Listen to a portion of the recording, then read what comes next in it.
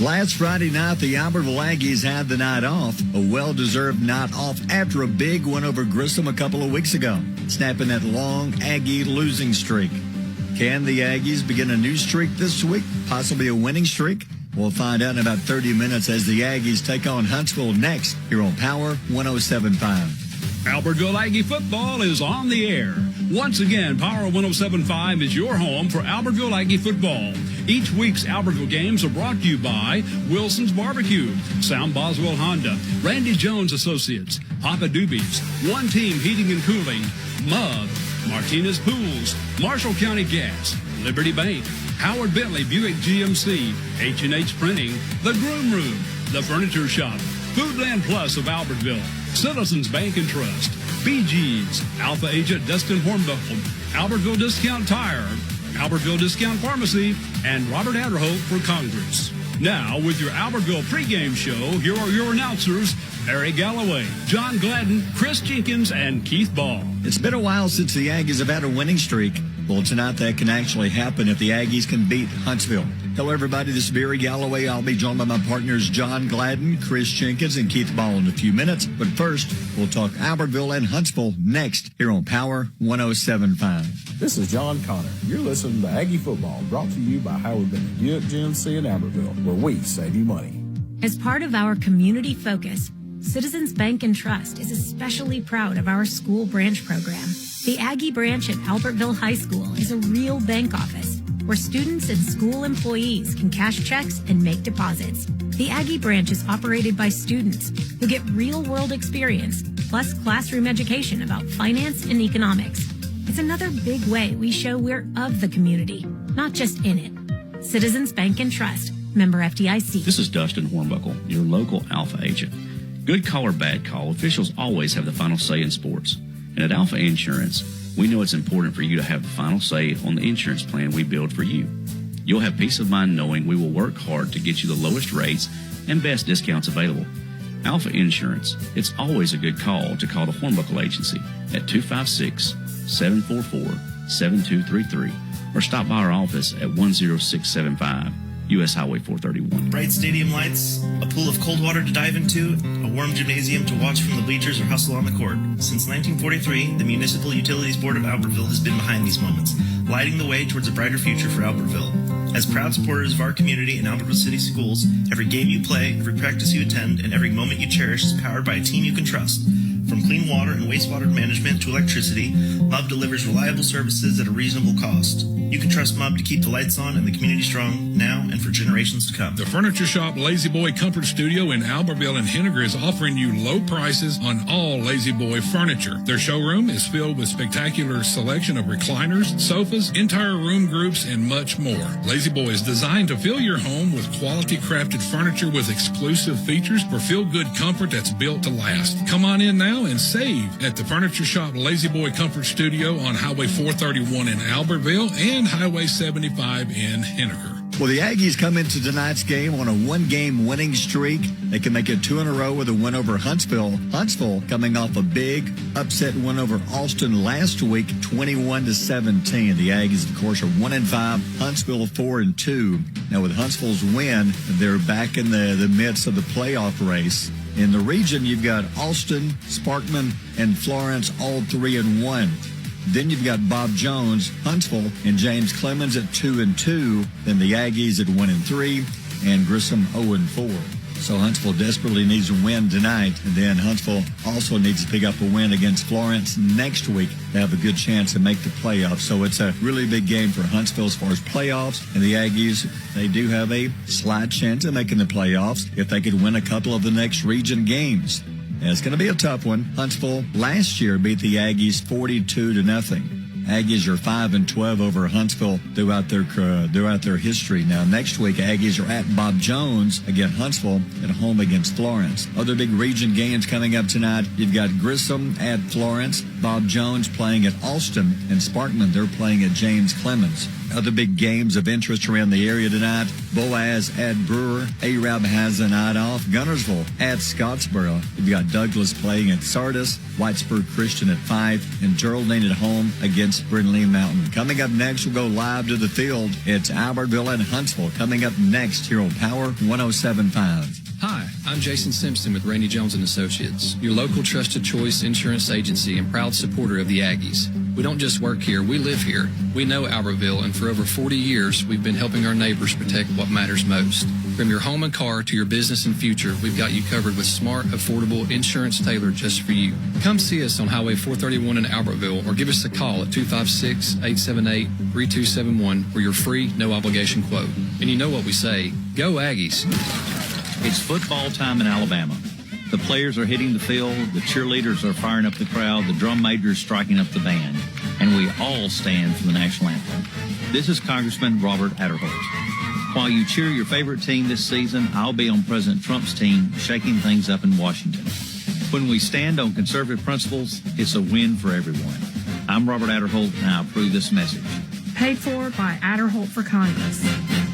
Albertville Discount Pharmacy has been providing prescription and healthcare needs to the Sand Mountain area for over 30 years. With 3 pharmacists, Amy Honey, Brett Hogan, and Eddie Campbell, you will feel the confidence their staff provides. They want to be your pharmacy. Phone 256-878-1515 or come by Albertville Discount Pharmacy, your hometown pharmacy at 422 North Broad Street in Albertville. At Liberty Bank, we value our local schools and are proud to support all of our teams because this is our community too. To everyone who puts in the long hours of practice to help our kids win in life and on the field, we salute you. Whether you're coach from the sidelines, sell concessions, or score touchdowns, the Liberty Bank team is cheering for you. So from our team to yours, let's make it a great season. Liberty Bank.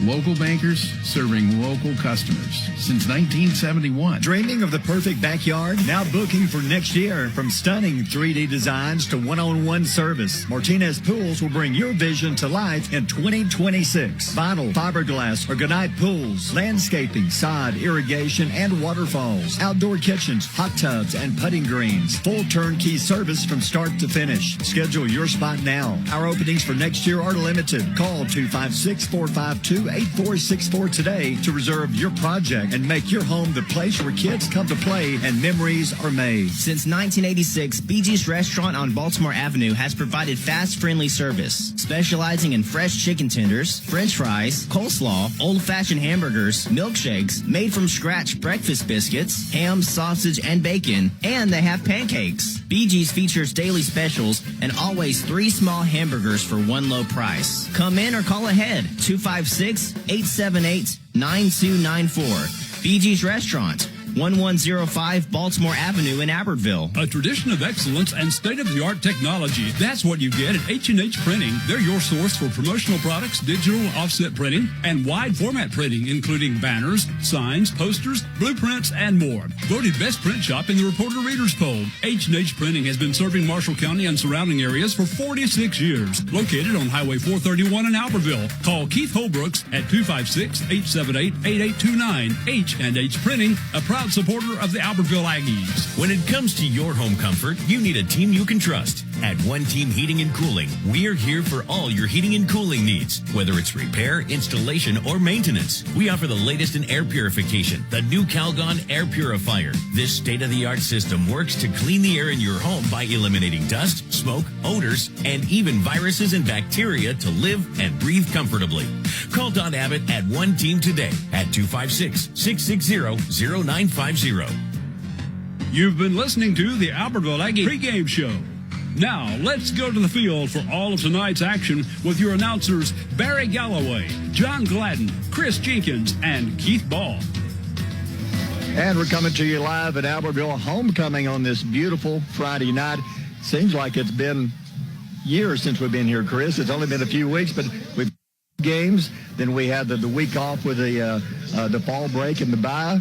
We had a chance to go to Collinsville last week and do some football. Now we're finally back home, homecoming, and who knows, we could even start a brand new streak tonight on the winning side. Chris, what do you think? Oh, man, I'd love for that to happen. I know you guys would love it too. And, guys, I think this week, after the bye week, of course, we've had 2 weeks to get ready for Huntsville. I think that could make a big difference for us. Had plenty of rest, got everybody, from being, bumps and bruises. So coming in tonight off the bye week. I think it's big for the Aggies, and I think we can compete with this Huntsville team tonight. Offensively they're pretty good, but I think we can still compete with them. So I think after the big win 2 weeks ago, that's give us some confidence too coming in tonight.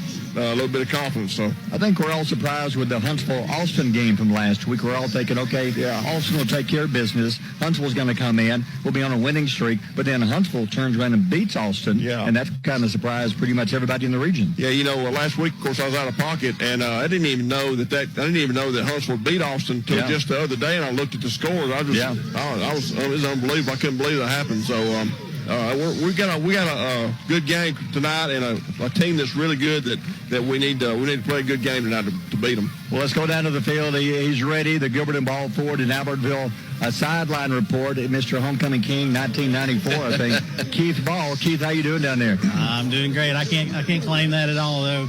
You need to move up in time a little bit. I'm like a 2002 model. Sorry, my bad.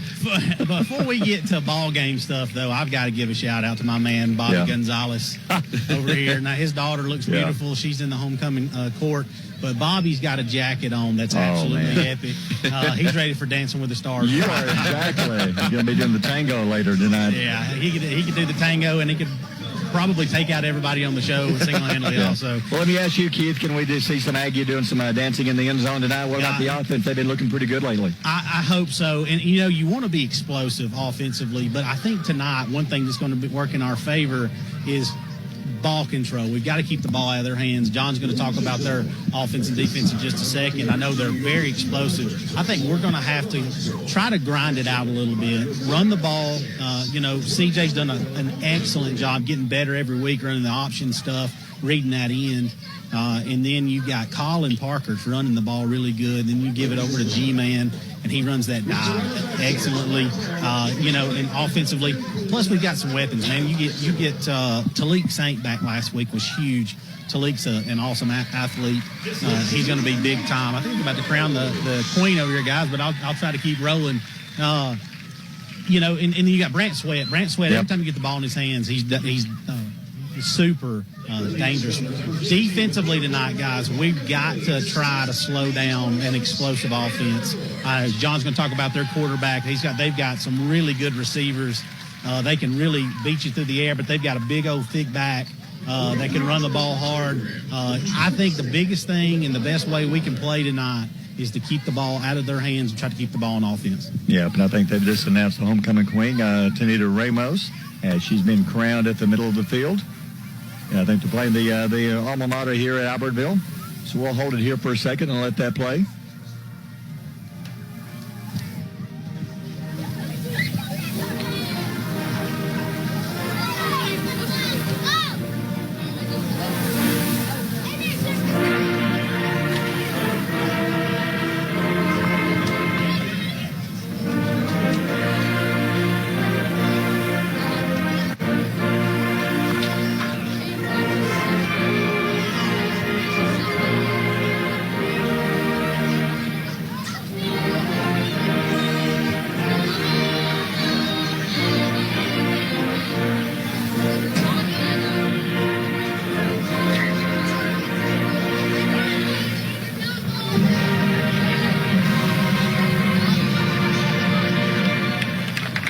That sounds good. Now let's keep it in the booth real quick here. It's got to make you feel good, Charlie Nash. What do you think? It was wonderful, man. Charlie, it's been a couple of weeks. Glad to have you back in the booth with us. You got some exciting news. Now the Aggies will have a new look tonight. Is that right? Yes, sir. Yes, sir. What are we looking at? Black jerseys, all black, with our new A on the top. Yeah? Looks beautiful. Looks amazing. Yeah? Yes, sir. You getting one for Christmas? Yes, sir. So. Yes, sir. Santa's bringing in one for Christmas. Well, how'd they be looking in practice, Charlie? Pretty good? It looks beautiful, always. All right. The thing's beautiful tonight, guys. Yes, sir. Well, Charlie, you got to get busy, get down to the field. Yes, sir. Yes, sir. All right. Thanks, Charlie. Go Aggies. There you go. All right. We're going to come back and talk to John more about Huntsville, about homecoming. Let's go ahead and take a time out. Brought to you by Weddings, Pageants, and Proms. It's Albertville Huntsville coming up next year on Power 107.5. bright stadium lights, a pool of cool water to dive into, a warm gymnasium. Since 1943, the Municipal Utilities Board of Albertville has been behind these moments, lighting the way for a brighter future for Albertville. As proud supporters of our community and Albertville City Schools, every game, every practice, and every moment you cherish is powered by a team you can trust. From clean water and wastewater management to electricity, MUB delivers reliable service at a reasonable cost. You can trust MUB to keep your lights on and the community strong, now and for generations to come. It's football time in Alabama. The players are hitting the field, the cheerleaders are firing up the crowd, the drum major is striking up the band, and we all stand for the national anthem. This is Congressman Robert Adderholt. While you cheer your favorite team this season, I'll be on President Trump's team shaking things up in Washington. When we stand on conservative principles, it's a win for everyone. I'm Robert Adderholt, and I approve this message. Paid for by Adderholt for Congress. Hi, I'm Jason Simpson with Randy Jones and Associates, your local trusted choice insurance agency and proud supporter of the Aggies. We don't just work here, we live here. We know Albertville, and for over 40 years, we've been helping our neighbors protect what matters most. From your home and car to your business and future, we've got you covered with smart, affordable insurance tailored just for you. Come see us on Highway 431 in Albertville or give us a call at 256-878-3271 for your free, no-obligation quote. And you know what we say, go Aggies. Albertville Discount Pharmacy has been providing prescription and healthcare needs to the Sand Mountain area for over 30 years. With 3 pharmacists, Amy Honey, Brett Holgan, and Eddie Campbell, you will feel the confidence their staff provides. They want to be your pharmacy. Phone 256-878-1515 or come by Albertville Discount Pharmacy, your hometown pharmacy at 422 North Broad Street in Albertville. The Furniture Shop Lazy Boy Comfort Studio in Albertville and Henniger is offering you low prices on all Lazy Boy furniture. Their showroom is filled with spectacular selection of recliners, sofas, entire room groups, and much more. Lazy Boy is designed to fill your home with quality crafted furniture with exclusive features for feel-good comfort that's built to last. Come on in now and save at the Furniture Shop Lazy Boy Comfort Studio on Highway 431 in Albertville and Highway 75 in Henniger. At Liberty Bank, we value our local schools and are proud to support all of our teams because this is our community too. To everyone who puts in the long hours of practice to help our kids win in life and on the field, we salute you. Whether you're coach from the sidelines, sell concessions, or score touchdowns, the Liberty Bank team is cheering for you. So from our team to yours, let's make it a great season. Liberty Bank. Local bankers serving local customers since 1971. Touchdown on savings this week at Foodland Plus in Albertville. Crayfish whole Boston Butt pork roast, $1.99 a pound. Sanderson Farms fresh boneless chicken breast family pack, $3.29 a pound. Large fresh cantaloupes, 2 for $4. Food Club drinking or spring water 24-pack bottles, 3 for $10. Banquet pot pies, 7 ounce, 5 for $5. Armor Treat luncheon loaf, 12 ounce, 2 for $4. Food Club cheese, 5 to 8 ounce, selected varieties, 5 for $10 at Foodland Plus in Albertville. This is Billy Ann with Howard Bentley Buick GMC. We want to wish the Albertville Aggies good luck this year. Whether you are on the field or performing at halftime, we are cheering for you. Check us out for all of your vehicle needs. From sales to service, we have you covered. And remember, it's always worth the drive to Howard Bentley Buick GMC. Go Aggies! And we're back in time for the playing of the national anthem.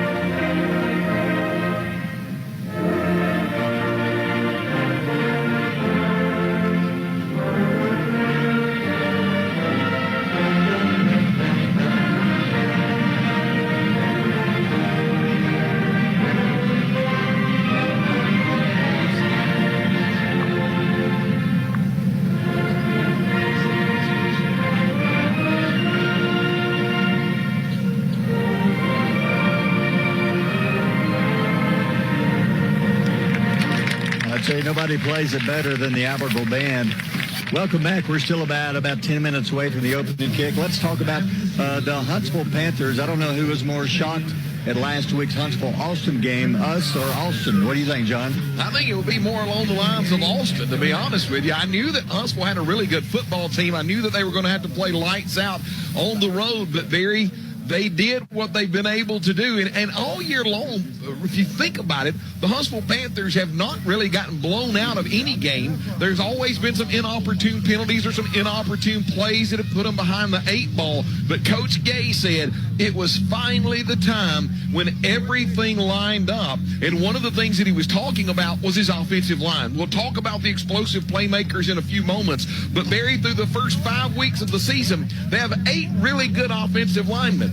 And we've always talked about it on this broadcast that when you look at an offensive lineman, whether that be 5 or 6 offensive linemen down with their hands in the ground, it's like a choreography. You have to get the right chemistry. You have to get 5 or 6 young men that are all individuals acting like one unit. And last week against Austin, Coach Gay said, we found our 5, and they put together a whale of a game down around the line of scrimmage. Huntsville, this is almost a must-win. They're 2-2. Next week, Huntsville, they're going to be taking on Sparkman, who's 3-1 in the region. So Huntsville, they're kind of stuck in you got 3 teams at 3-1, Austin, Sparkman, Florence. Then you got Bob Jones, Huntsville, James Clemens, all at 2-2. Huntsville loses this one, and they could even miss the playoffs. Well, absolutely. And, Barry, what about this? Of the 3 teams that you said that were below, which is Bob Jones in Huntsville and James Clemens, so Albertville sits down there below those 3, right? We play them for the next 3 weeks. If the Albertville Aggies could somehow string together a 3-game winning streak over the next 3 weeks,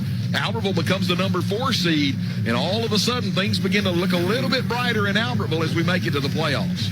Other games tonight, Austin is, you got Grissom at Florence, Bob Jones at Austin, and Sparkman at James Clemens. Next week we're on the road for a 2-game road trip. We're going to be traveling. I get 2 teams in the same location 2 weeks in a row. Yeah, going to Madison Municipal Stadium. And, guys, when you think about where Huntsville's had the opportunity to play in there one time, and who really lit the field up that night was their quarterback. He is the number 9th ranked passer in all of 7A, Barry. He's number 2 in our region, only behind Jacoby Gill. The reason why I call that name out, Barry, is we're going to see the number 1 quarterback in our region. Think about this. Back-to-back weeks, we're going to see the number 2 and the number 1 quarterback in our region. And right now, Wyatt Smith, Barry, look at these numbers. 93 for 148. He's thrown for over 1,000 yards with 12 touchdowns and only 4 interceptions out of 148 throws. That's pretty impressive from a young man who's going to have the opportunity to play on Saturdays at that quarterback position. Chris, Huntsville in the past few years, their basketball team has been one of the best in the state.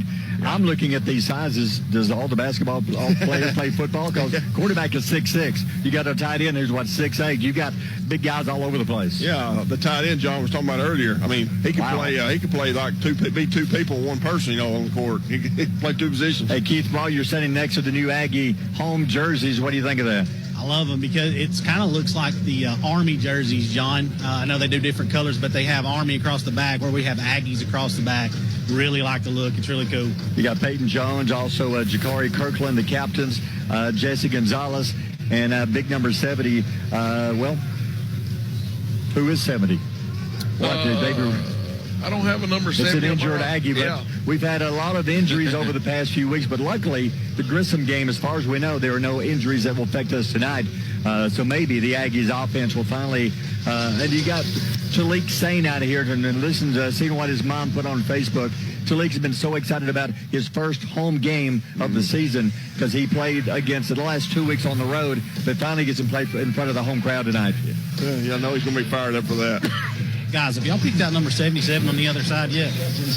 Yeah, he's got to be Sasquatch's nephew. That is a big boy. That is Michael Price, senior offensive tackle, 6'5", 280 pounds. He's going to have the opportunity to play on Saturdays as well. He's an offensive tackle, and he's the medical tent, too. They'll be all getting under him whenever they get an injury. He's that big. Hey, Barry, I tell you what, we talked about the Huntsville offensive line tonight. Here's going to be one of the keys of the game. Our offensive line is CJ. You know how we run that option-style offense? In running that option-style offense, there are keys that CJ, the reads plays that he's made is going to be paramount. The reason why, Michael Chobe, 6'5", 250-pound defensive end, number 1 in sacks in the state of Alabama. He's got an 11.5 sacks over 6 games. And then Frank Vetterita, 6'3", 230-pound defensive end. Both of them really good coming off the edge. Go down to the toss of the coin. Any questions, come to us and ask us. We'll do the best we can to solve it for you, okay? All right. Don't celebrate with teammates. Don't push up an opposing player, okay? All right? Your victory gets a call, okay? What are you going to call? Tails. He's going to call tails. If I drop it, I'll reflip it, okay? What do you call?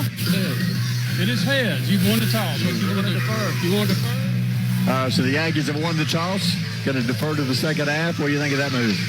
It's one I don't know. Man, they have a very explosive offense. I don't know if I wouldn't have wanted to put my offense on the field. But listen, I wasn't in film room all week. I don't know exactly what the game plan are from the Albertville coaches, except for what I know from talking to Coach Weingarten a couple of times this week. Maybe he thinks he wants to set a tone with his defense early and try to get these explosive players that Huntsville have kind of out of a rhythm early. I don't know. We'll see.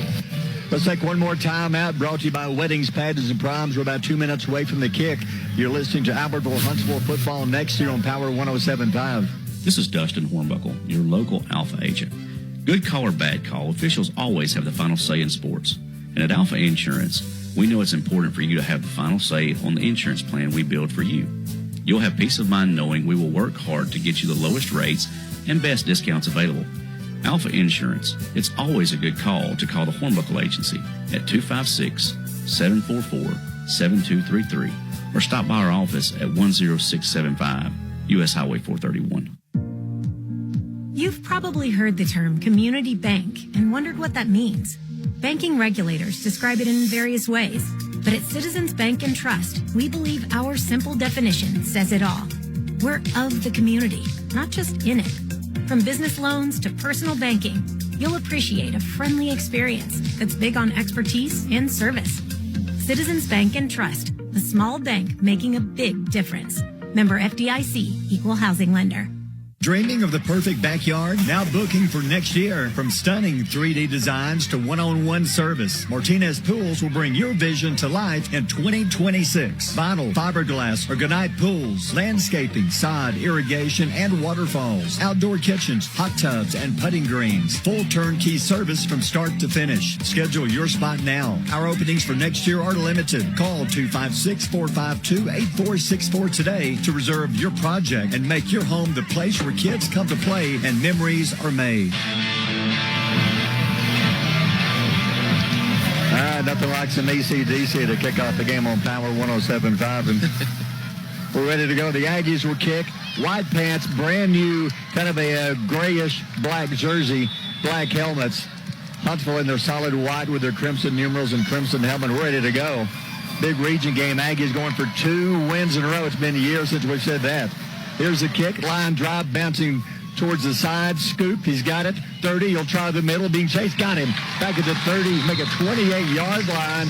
Who was on the tackle there on the special teams? Can't see the number yet. Number 5. 15. Evan House. Good job, Evan House, on the special teams. Yeah, Evan House coming straight down the line. Everybody stayed in their lanes. Ball came over here to the near boundary, was able to be scooped up by Huntsville's number 0, which is Xavion Drake, and he is a very explosive player. Tried to go across the field, but the Aggies all stayed in their lane. Great tackle. Panthers led by senior 6'6" senior quarterback Wyatt Smith, and he's a big, tall guy. He's got to play basketball. Smith back to pass. Looks to the middle. Got a man open downfield. Overthrows him at the 30-yard line. Got to get back better than that. He had about 3 steps on the Aggie defender. That would have been an easy 6. Yeah, that's one of the things that concerned a lot of people on the Albertville side was could our secondary match up with the speed and the athleticism of those wide receivers? You saw that Coach Gay, the head coach, Coach Flippo, the offensive coordinator, they want to test the defensive backs early. Second down and 10. Early first quarter just underway. Smith hands off up the middle. Hit at the line of scrimmage. Going down maybe a yard. Good job at the middle of the Aggie defense. Jesse Gonzalez is there. One of the other Aggies, I believe, is that Froelich? Let me say also on the play, that was Mason Froelich. Great job there. Interior of the offensive line, of the defensive line, not getting pushed back, holding their grounds, made a great tackle. Grissom on the carry, a gain of 2, and there's a flag. I think one of the Panthers moved. I believe it was one of the offensive linemen got his hands in his stance. Or, as he gets down his stance, puts his hand in the ground, and then Barry just inexplicably raised up. I know who the guilty party is. He's talking to the referee, but Barry, if you put your hand down, you can't come back up. That is a big offensive line. Big number 72. That was Davis Shoemaker, the one who moved. So back it up 5, 3rd down and 13. What about this, Barry? They averaged 6'3", 262 across the front. Wow, back to pass. Smith looks, throws to the middle, got a man complete. He will not get away, going down short of the first down. The big guy went up and made the catch, and he's going to be hard to handle across the middle. That's big number 87. Now I don't have an 87. Number 87 is Joey Fleming, Barry. He's a sophomore tight end. Put him out here. They put his hand in the ground like an old school tight end, ran a deep drag. Quarterback Smith able to see him, gets it. This guy has offers from Penn State, Oklahoma, and Auburn at 6'6", 270. We're going to go 4th and 2. Quarterback keep no hands off. Breaks around the corner. 50 to the 45. House will drive him out of bounds around the 40-yard line. Good fake with the quarterback and first down, Huntsville. Like I said, the offensive line, Coach Gay across the way thinks that he's got the 5, the chemistry that he needed, or actually 6 if you include the tight end. That time, able to open up a gaping hole with the underneath handoff. They needed 3, gained about 17. Smith, the quarterback, first down on the Aggie 41-yard line. Smith rolls right side, looks, throws it downfield, got a man, turned him around, incomplete at the 10. That was good coverage by Talik Saint downfield. Now Talik Saint, Keith, right there in front of you, good inside position, just nowhere to go with the football. Yeah, I'll tell you what, quarterback's got a pretty good arm. He rolls out to his right. John's got a really, really good zip on the ball. I didn't think he had that kind of arm. Got it out here pretty quick. Happens to be 6'6" on it, Chris. I mean, he can just look down on the receiver. Got a good view of the field. Yeah. 2nd down and 10 on the Aggie 41. Huntsville driving early first quarter. Quick pass right side. Got his man to the 40-35. Down the sideline. Going to knock him to the Aggie bench. Close to a first down. On the carry out of the backfield was Grissom, who made the catch. Gain of at least 9. Let's see where they're going to mark it. When you look at Grissom, Barry, that is the one of the best wide receivers. Actually, how about this? The number 1 wide receiver in all of 7A. They just like to get the ball into his hands. He's an explosive playmaker. They needed 10, or about 11, actually, Barry, were able to get to the outside, gain 12, first down. Brian Grissom with the reception. It is enough for a first down. Quick pass, left side throw. Oh, my goodness, he is knocked backwards. What a hit put on that one by Jude Fan, the receiver, and the ball separated. Incomplete, 2nd down and 10. Keith, what they're wanting to do is kind of heavy side this side of the field, put 2 wide receivers on the far side, snap it out there, and now it's just 2-on-2 and hoping that their guy can beat the safety and get to the end zone, but Jude Fan does a great job tackling him there. You're talking about Jude Fan is you're talking about a smart kid and a physical kid, able to read that one really quick.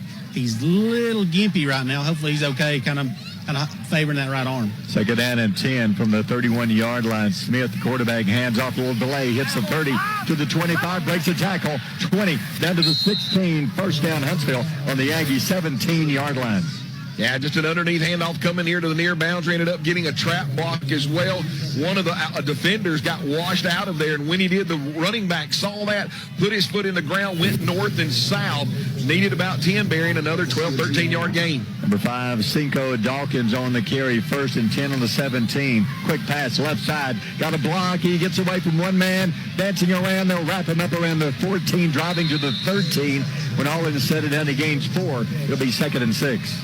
Once again, Barry had a heavy set here to the near side, so the defense is going to be shifted toward our side, which means you've got a cornerback and a safety against their wide receivers over there. Quarterback Smith just wants to get rid of the ball, snaps it out there to Grissom, and then Grissom does what athletes do, just makes people miss, gain 4. 9:25 to go in the quarter, no score. Huntsville driving, turns hands off, bounces right side to the 10, to the 5, runs over man down to the 2-yard line, hanging on, making the tackle. Good job by Keegan Thompson. 1st and goal, Huntsville. Keith, looked like the right side of their offensive line just absolutely walled our defenders off. Hurry up offense back to the Back to the line of scrimmage. Hands off to Dawkins to the 2. They're going to hit him, stand him up. He will not get in, or did he? No. Peyton Jones stood him up at the half-yard line, Keith. That was a good defensive stand. Yeah, Jude Fan came in. Peyton stood him up. Jude came and helped clean it up. Be nice. They bowed their necks right here and made them kick it. Right at the goal line, it's 2nd and goal from the inch line. Huntsville knocking on the door, opening drive. 8:45 to go in the first quarter. Smith turns, hands to Dawkins at the goal line. He will walk into the end zone behind that left side of the Huntsville line. Touchdown, Huntsville. Yeah, just a great, had a pulling guard and a pulling tackle on this near boundary. They were able to wash out. Running back gets in behind from the 1-inch line and goes in absolutely untouched. Masterful drive by Huntsville to start this game. That was a good mix, Chris. Running, passing. Yeah, you know, the Aggie defense right there held them, had them held back here on the 3rd down and couldn't stop them. Now for the point after 8:37 to go on the first. 6-0 Huntsville. The snap, the kick. Oh, it hits the goalpost. Try that again. That is no good. Let's take a timeout. Brought to you by Weddings, Pageants, and Proms. Huntsville up 6-0. You're listening to Aggie Football on Power 107.5. Since 1986, BG's Restaurant on Baltimore Avenue has provided fast, friendly service, specializing in fresh chicken tenders, french fries, coleslaw, old-fashioned hamburgers, milkshakes, made-from-scratch breakfast biscuits, ham, sausage, and bacon, and they have pancakes. BG's features daily specials and always 3 small hamburgers for 1 low price. Come in or call ahead, 256-878-9294. BG's Restaurant, 1105 Baltimore Avenue in Albertville. Welcome back. Here's your Gilbert and Ball Ford in Albertville scoring update. Yeah, Huntsville takes their initial drive right out of the locker room. Starts their own 28-yard line, 12 plays, 72 yards. Dawkins goes in from 1 yard out. However, bright spot is the extra point. Yep, right. Huntsville leads 6-0. Well, you knew they're going to score their share of points in this game. Yeah. You just got to answer. Not seeing Dez back deep. He's done a good job the past few weeks. They got Cooper Scott, who's done a great job. He's still due to break another one. You've also got Colin Parker back around the 15-yard line. 8:37, Huntsville opening drive. They missed the extra point, bounced off the goalpost. Now the kick, going to bounce one through the middle. One of the Aggies bounces off him. He's going to field it. Going to be hit. Gets away from one man. Bounces left side. Tries the side. They're going to drive him out of bounds. Nice job by Rich Revolte all the way up to the 41-yard line. Boy, Rich, he's kind of like a water bug. I mean, he just bounces all over the place, nowhere for him to go, and is able to run out of about 3 or 4 tackles until finally he gets out of bounds. But gosh, if you're a Coach Weingarten wanting to start an offensive drive, starting at your own 37-yard line, Barry, it doesn't get any better than that. So they do back him up 37. Here we go. Aggies offense got to answer. C.J. Zuniga. Quarterback, you got Colin Parker behind him. One man wide right side. Hands off to Parker. Got a little room. 39-40. Good job of the Aggie offensive line. Gain of about 3, almost 4. It'll be second and about 7. That's exactly what Coach Weingarten wanted to do. He said, John, we have got to limit their snaps offensively by making sure that we have an increase in our offensive snaps. We want to slow the game down. We want CJ to read those big defensive ends. And right there, Barry, handing off to the first back through for 4 yards. Second down, almost 6. Aggies with it. Man in motion to Sweat. The gift of Parker again. He's going to dance around one man, not the next. Maybe the 42-yard line. A gain of a couple. It'll be third and about 5. Keith, I don't know if you saw that, but CJ made the exact read that he was supposed to read on the defensive end. But the athleticism of a 6'5", 250-pound Michael Chobe, number 1 in the state in sacks. Did you see him be out of position and then fly back inside to get the dive back? Yeah, he's really good with his hands, too. He's got really long arms. He's able to get guys away from him. Got to fight him all night. Third down and 5. A couple of Aggies behind CJ. Talik Sane wide right side. You got Parker wide out to the left. Third down and 5. CJ options. Going to turn. Going to keep. Ball pops loose. Huntsville's got it. Ball came loose. Huntsville's got it on the Aggie 43-yard line. Yeah, CJ running the speed option here to the near boundary and was kind of grabbed from behind Keith. Linebacker came up on the play, put his helmet on the ball. Ball popped loose. And when it did, there was nobody but a couple of red or white jerseys, should I say, around the ball to jump on it. tough break for Albertville. Yeah, and you're playing quarterback and you're running speed option. You've got that ball out in front of you. You're going to decide whether you're going to pitch that thing out to the running back or tuck it away. He had decided to run it. He pulled it down and almost had it tucked away in his arm. Somebody, like you said, punched it out from behind. It's just one of those tough plays that'll happen to you sometimes. That one's tough, man. We were driving. Last thing you can do when you got a team that scores like Huntsville is give them the ball back. Even if you don't score, you got to be able to at least punt and, flip the field. But instead, Huntsville starts on your 44-yard line. Big 6'6" Wyatt Smith out of the gun. Smith turns, looks, fakes right side, throws it deep down the right side. Got a man pushing and shoving, picked off, but he was out of bounds, but he didn't hold on. That was an athletic play by Talik Saint. Talik Saint, Keith, right there in front of you, did a great job of turning his body, but then using his booty a little bit to push the wide receiver up against the sideline as an extra defender. He did a really good job reading that too, John. Cooper Scott went after the flat player, and they probably were playing cover 2 to that side, and then Talik able to run with that receiver downfield. Did a really good job on the play. 2nd and 10 on the 44. Smith, quick pass right side. Got his man, dropped it. Incomplete. Watching Talik play, I don't know if he's better on defense than he is on offense. He's good on both sides of the ball. And you can tell that he's been coached well and that he's watched game film, because when the quarterback comes up Smith and is just zipping the ball out here to Grissom or whoever just happens to be the wide receiver, he knows that it's going to be an athletic play. Go up and attack that wide receiver before he gets a chance to start dancing around. They're down at 10. Talik playing some great secondary step for step with the receivers. Back to pass, left side throws, got his man, gets away from one man, will not get away. Yes, he does. Sideline, out of bounds, short on the first down. We had him stopped for a 3-yard loss. Good job by the receiver. He broke a tackle, Xavier Drake, and it's 4th down. Let's see where they're going to mark it. 4th and about 3, and I would say, yeah, you got to go for it. Well, you might think that it would be a short punt, but Coach Gay went for it on 4th and 3 on the first drive, Barry. Don't see why he wouldn't do it now. Here we go. 4th and about 3.5. Got to go to the 34. Smith out of the gun. Smith turns, hands up the middle, bounces left side, first down. 31. Man, it had a crease on the left side. He hit the hole all the way to the Aggie 31. First down, Huntsville. Barry, it just seems like, as Coach Gay alluded to when I had a chance to talk to him this week, and I think you can see it, he's found the right 5 or 6 guys for that offensive line, because anytime he needs 4 or 5 yards, he's just getting behind those hog mollies. Smith turns, hands up the middle, bounces off left side again, tries to cut it back, got him, going to throw him down just past the line of scrimmage. A Jude fan having a great first quarter, a gain of 2, maybe 3, it'll be 2nd and 7.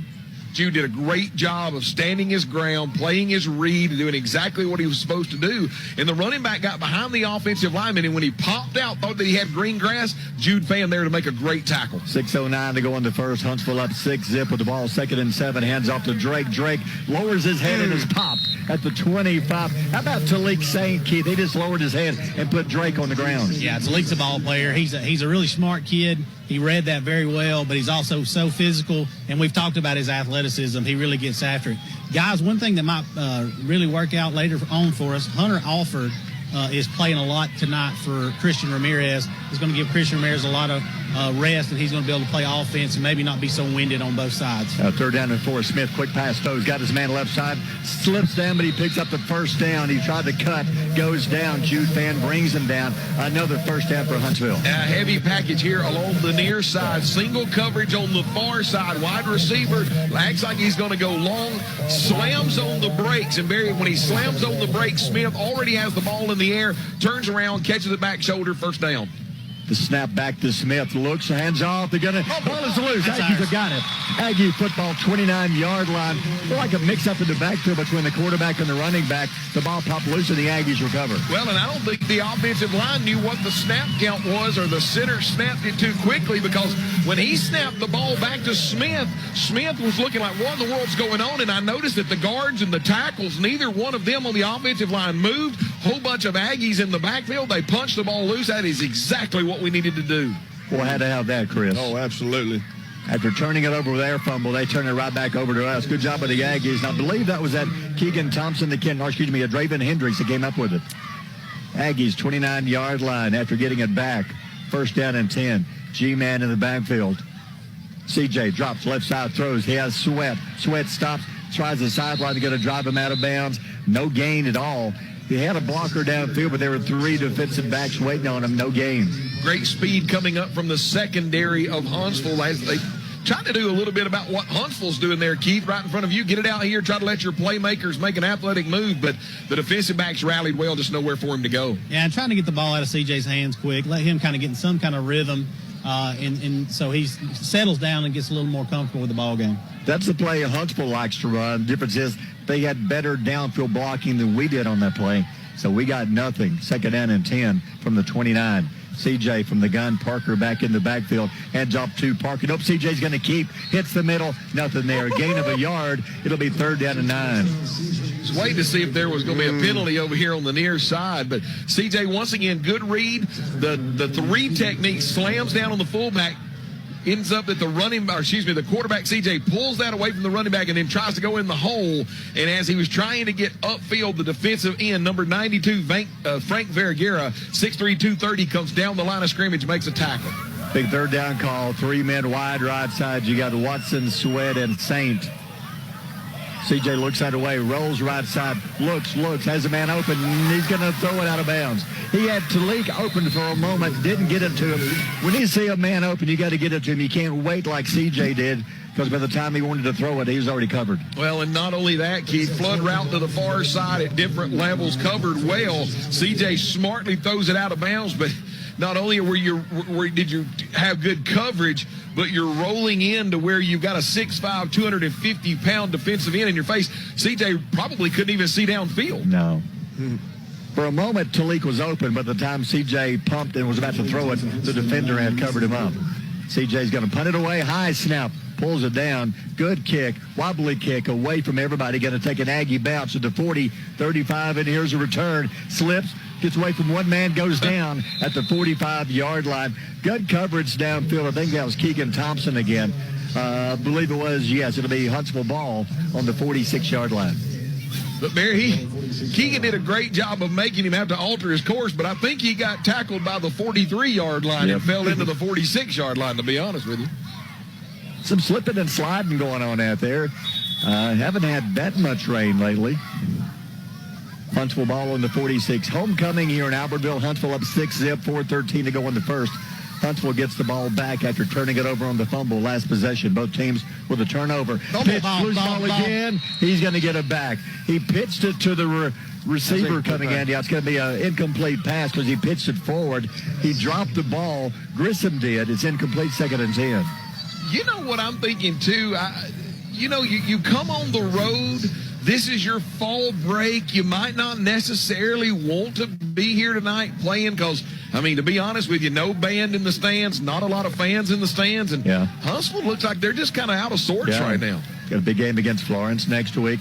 Quarterback turns, hands off, bounces right side, gets away from one man, not the next two. He will slip to the 49-yard line. Good job of the Aggies. Cooper, Scott, and Talik Saint bring him down, but it's still a gain of about 6. Barry, we had him absolutely bottled up at the line of scrimmage. How was he able to slither like a snake between 4 defenders and gain 6 yards? Well, he sure did. Should have been no gain. Now it's 3rd down and 4 on the Aggie 48-yard line. 3:39 to go in the first. Huntsville driving. Smith turns, hands up, looking for a hole. Stops, cuts, going down. He gets a couple. It's going to be 4th down and short. Again, Keegan Thompson's there on the tackle. Will they go? It's 4th and 2, maybe about 4th and a yard and a half. We'll see if they're going to go. Well, do you think Coach Gay would do anything different? He's already gone for it on 2 4th downs, and I think he just got that confidence in his offensive line to be able to push Albertville's defensive front back for the 2 yards that he needs. For that big offensive line, you got to go for it. 4th and 2, here they go. The Aggie crowd on their feet. Need a big stop. Smith turns, hands off, bounces left side, 1st down. Stops, cuts, 40 to the 36. Wow, good run again by the running back. That was Drake. Drake saw a hole, gets the 1st down. Keith, it seems like every time that they have run those 4th downs, they're going off the left side of that offensive line and not just barely getting it, chunk yardage. Back to the action, hands off again. Drake got him. Clothesline. Nice job of Froelich. Hits him in the line of scrimmage. He falls forward for a yard. It'll be 2nd and 9. Keith, what a great job by Mason Froelich, just reading his keys and coming downhill down the line. Yeah, Peyton Jones did a really good job turning that one back inside. team defense right now. We've got to get them stopped on third down. We can get them to third down. We got to get them stopped. Like you said, they're running off that left side, and they're running behind Sasquatch's nephew over there. My gosh, he's a professional wrestler on Saturday and Sundays. They're going to say no gain, 2nd and 10. Huntsville on our 36-yard line. Quarterback Smith looks over the defense, 2 receivers left side, takes a handoff, play action, looks, throws into the end zone. Nobody there. I don't know what happened. He just threw where the receiver should have been. It's incomplete, 3rd down and 10.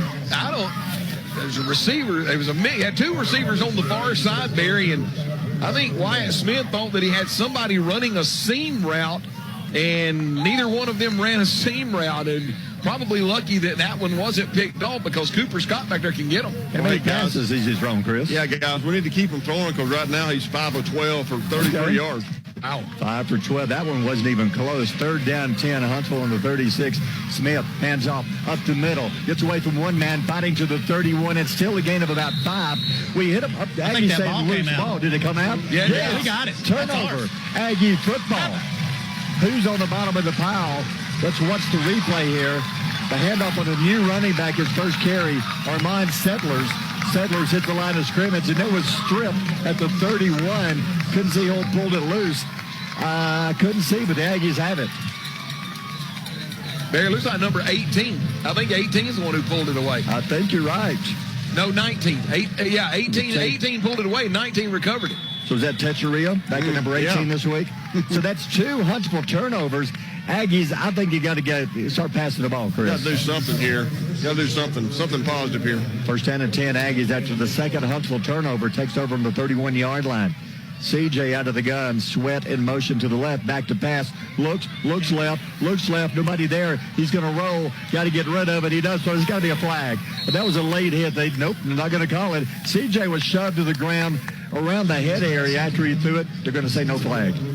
Incomplete, 2nd and 10. That was kind of a bang play, Barry, and I understand we're a home crowd. You'd like to get a little home, but I mean, Coach, it happened right there in front of Coach Weingarten. He really didn't say anything about it. But hey, what about this? The wherewithal of CJ to know that I'm running for my life. There's a bunch of white jerseys closing in. There's no play, and I think sometimes when he was a freshman, Barry, last year he tried to force that one. This time, throw it out of bounds. We'll just live for another down. I like it better when he doesn't roll to his left to throw. Yeah. 2nd and 10 from the 31. CJ hands off up the middle. There is nothing there but the line of scrimmage waiting on him. He goes down at the line of scrimmage.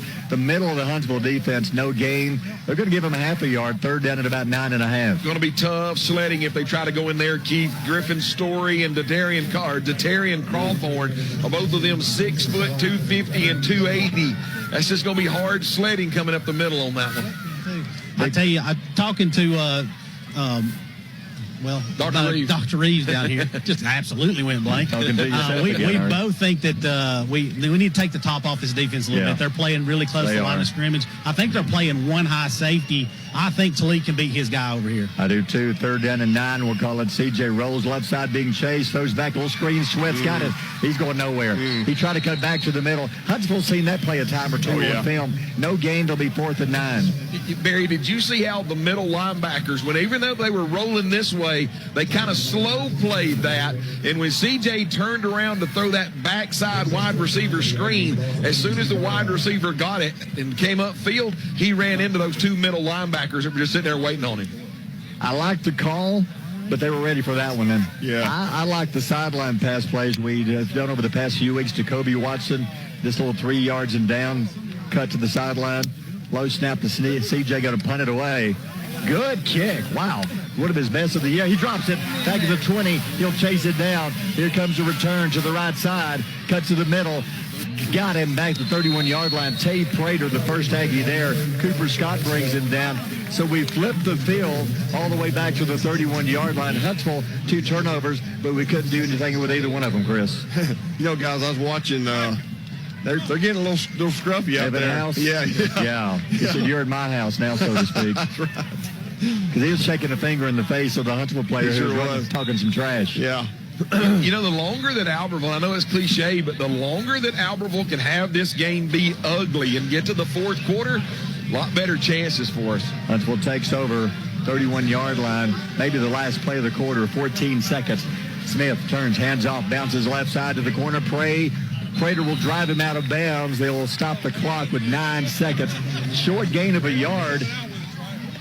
This field is not slippery because it's turf, but it's almost like he didn't want to stop and cut. He just chose to just walk out of bounds. Well, I think Tay Prater just did a really good job of going down the line of scrimmage with him, Barry. There was nowhere for him to cut. I think Tay was playing maybe an inch or two on his back shoulder, and he just had no choice but to run him out of bounds. Second down and 9 on the 31.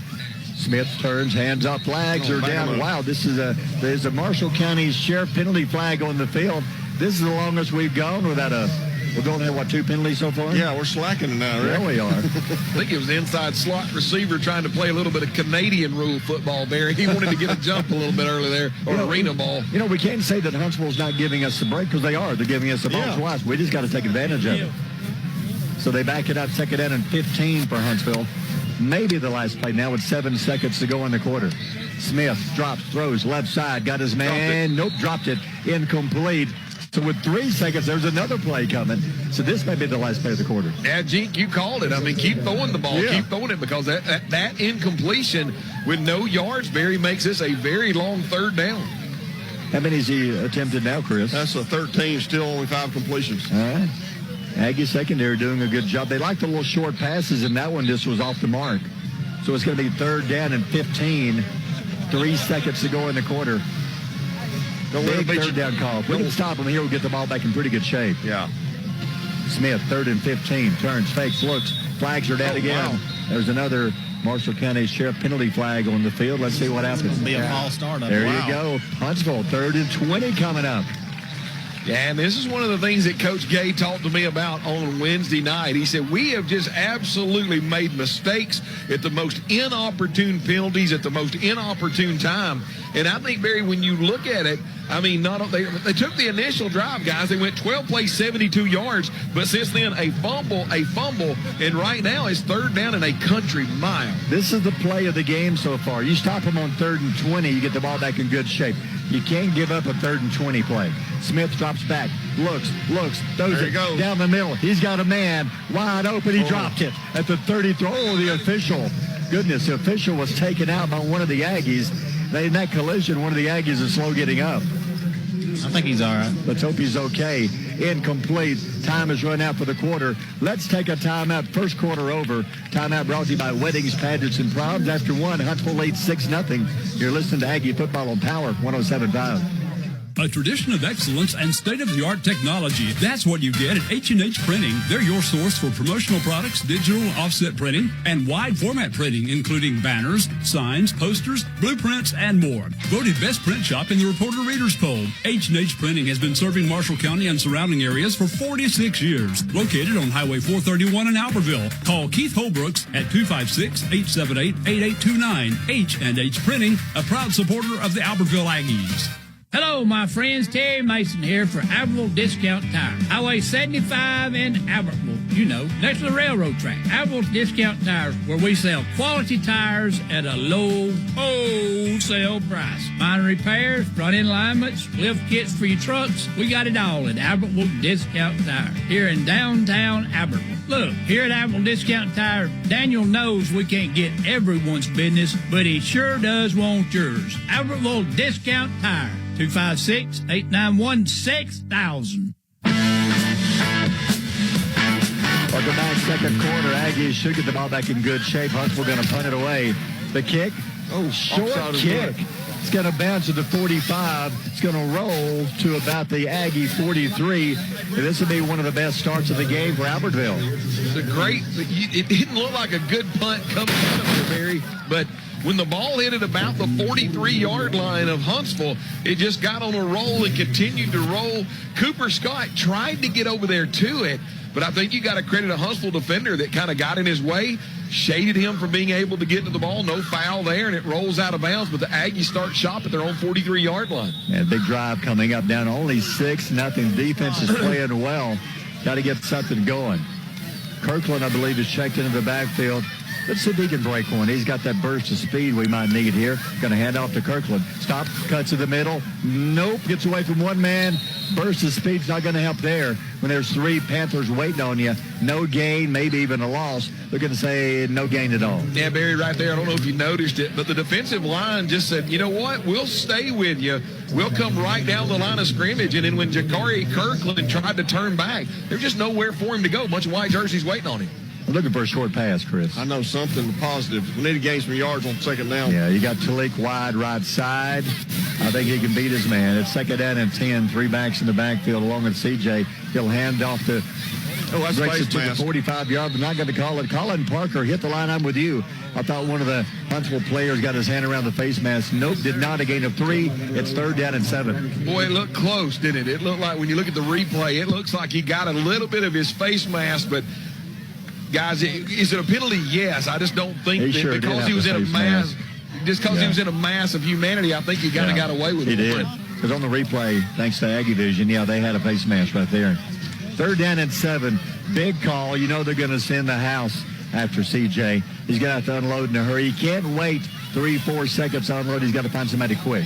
Talik, wide, right side. I'd go to him. Yep. Third down and 7. CJ, nope, hands off up the middle. Got a little room. 50, 49, dives to the 47. It's close. Does he have it? Let's see. Is this the first Aggie first down? I think so. Wherever the line judge came in and spotted it, half the length of the football, first down, Barry. First down, Aggies. There you go. Hey, that was a great run that time. First down, Albertville. That was Jakari, wasn't it? Yeah, it was. Jakari runs, he's like a man possessed. I mean, he is trying to escape a haunted house when he runs a football. You got Parker, Kirkland. There's a handoff to G-Man. Oh, my goodness. He was man-handled, taken out to the woodshed. He is thrown to the ground. Second down and 10. That was 55, wasn't it, John? It was number 55. Yeah, except this time, Barry, he was trying to run out of the haunted house, and the ogre got him and slung him down. Just a great job there. Number 55 defeating his block, Alex Teeter, 5'9", 255-pound sophomore. Yeah. And I mean, just kind of, what do they call it, like suplexed him there on the ground. Second down and 10, 9:35 to go on the half. Aggies down by 6. Hands off again up the middle. Got a little hole. 40, 35, first down, 34. Kicked. How about Kirkland hitting the hole that time? Excuse me, was that G-Man? That was G-Man. That was Sarant. Man, that was a run that time.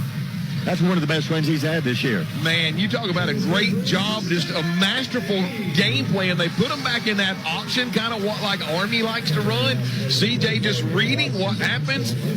Blocks down. This guy wants to go, whatever the read is, but he gives it to Sarant, who gets north and south, needed 10, gained about 13, first down. 2 first downs on the drive, 35-yard line. Aggies driving. CJ, hands up. Nope, he's going to keep. He's going to try the option. There is nothing there. 3 Panthers wrap him up. Back to the line of scrimmage, and that's being generous. It'll be second down and 10. Barry, I think he read that perfectly. The unfortunate thing is I think that Huntsville read it perfectly as well, and there was just nowhere for him to go at the line of scrimmage. He knew that play had no hope, so he said, I'm just going to take it and try to get back to the line of scrimmage. Lost about a half a yard, so it's second down and almost 11. Clock running, 8:31 to go on the half. It's only 6-0. This is a big drive. Aggies can tie and take the lead with a touchdown. They're on the Huntsville 36-yard line. Second down. He's got an option. Left side going down 35-yard line. Chose to keep it. Nothing there. Gain of about a yard and a half. It'll be third down and about 9. Good read, though. CJ saw the defensive end crash down. He says, I'm going to go right where that guy vacated that area. And what should have been clean when CJ got to the line of scrimmage, outside linebacker did a good job, or excuse me, the middle linebacker did a good job of scraping over the top, meeting CJ right at the Huntsville 35-yard line. We're going to say third down and 10, 35-yard line. Clock running, 7:49 to go. If nothing else, you've kept the ball away from Huntsville for at least a couple of first downs here. Swift and Saint wide right side. CJ looks that way. Man-to-man coverage. The Huntsville may call a timeout. They've only got one man over here guarding 2 men. Yeah, Coach Adam Weingarten calls a timeout here along the near boundary.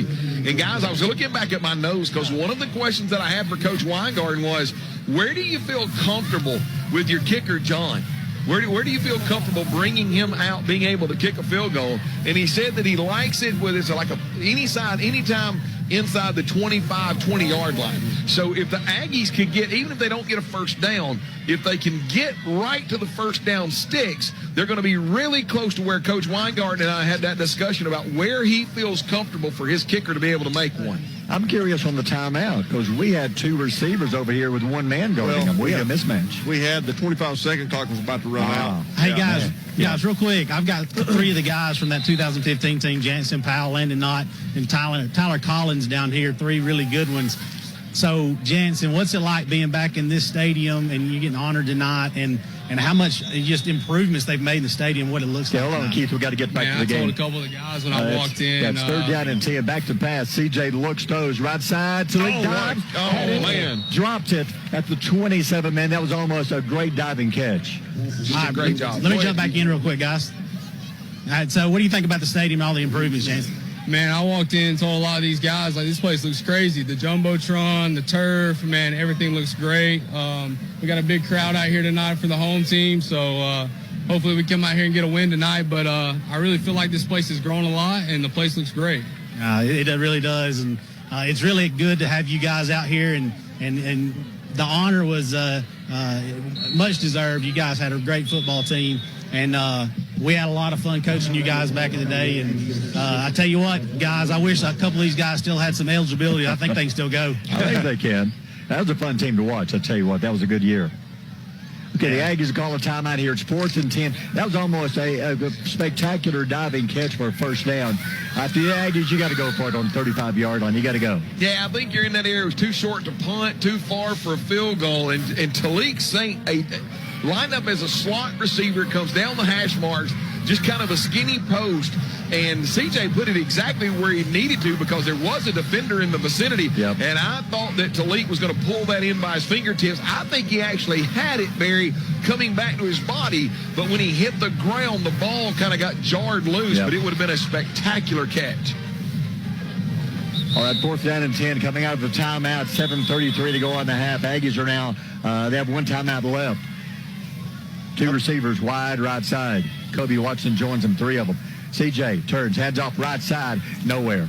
I don't know about that call. It's no gain at all on 4th and 10. It's going to be first down to Huntsville. No gain. I think they were trying to catch Huntsville in the fact of they're going to try to throw it, they're going to try to pass it, and in doing so, you were inviting Huntsville to come upfield, little quick hitter on the run game, tries to get back by that initial surge, and you would have had a chance. But unfortunately, I think Huntsville was just waiting back, saying, we're not going to do anything crazy. We're going to make you go the full 10 yards. And when the running back got to the line of scrimmage, just nowhere for him to go. Well, I still don't understand why we hadn't tried to leak deep. Yeah. I mean, I always do that before the night's over.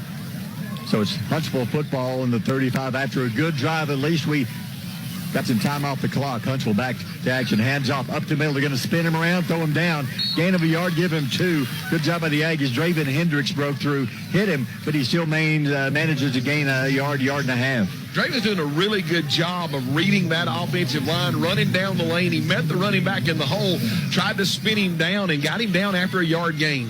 Aggie defense is getting the job done. We just got to have a break on offense. 2nd down and 9, Huntsville from the 36. Smith, the quarterback, turns, hands off up the middle, hits the line, fighting to the 39, 40-yard line, diving a gain of 4, but still it's going to be 3rd down and about 5 for Huntsville. Yeah, right now I think they're just, you kind of get into a boxing match, Barry, where you just try to land body blows, and right there I think they're trying to get their offensive line to take over this game here, middle of the second quarter. 3rd down and 5. Smith, hands off, right side, stops, cuts in the middle, cuts back 45, first down, 47-yard line.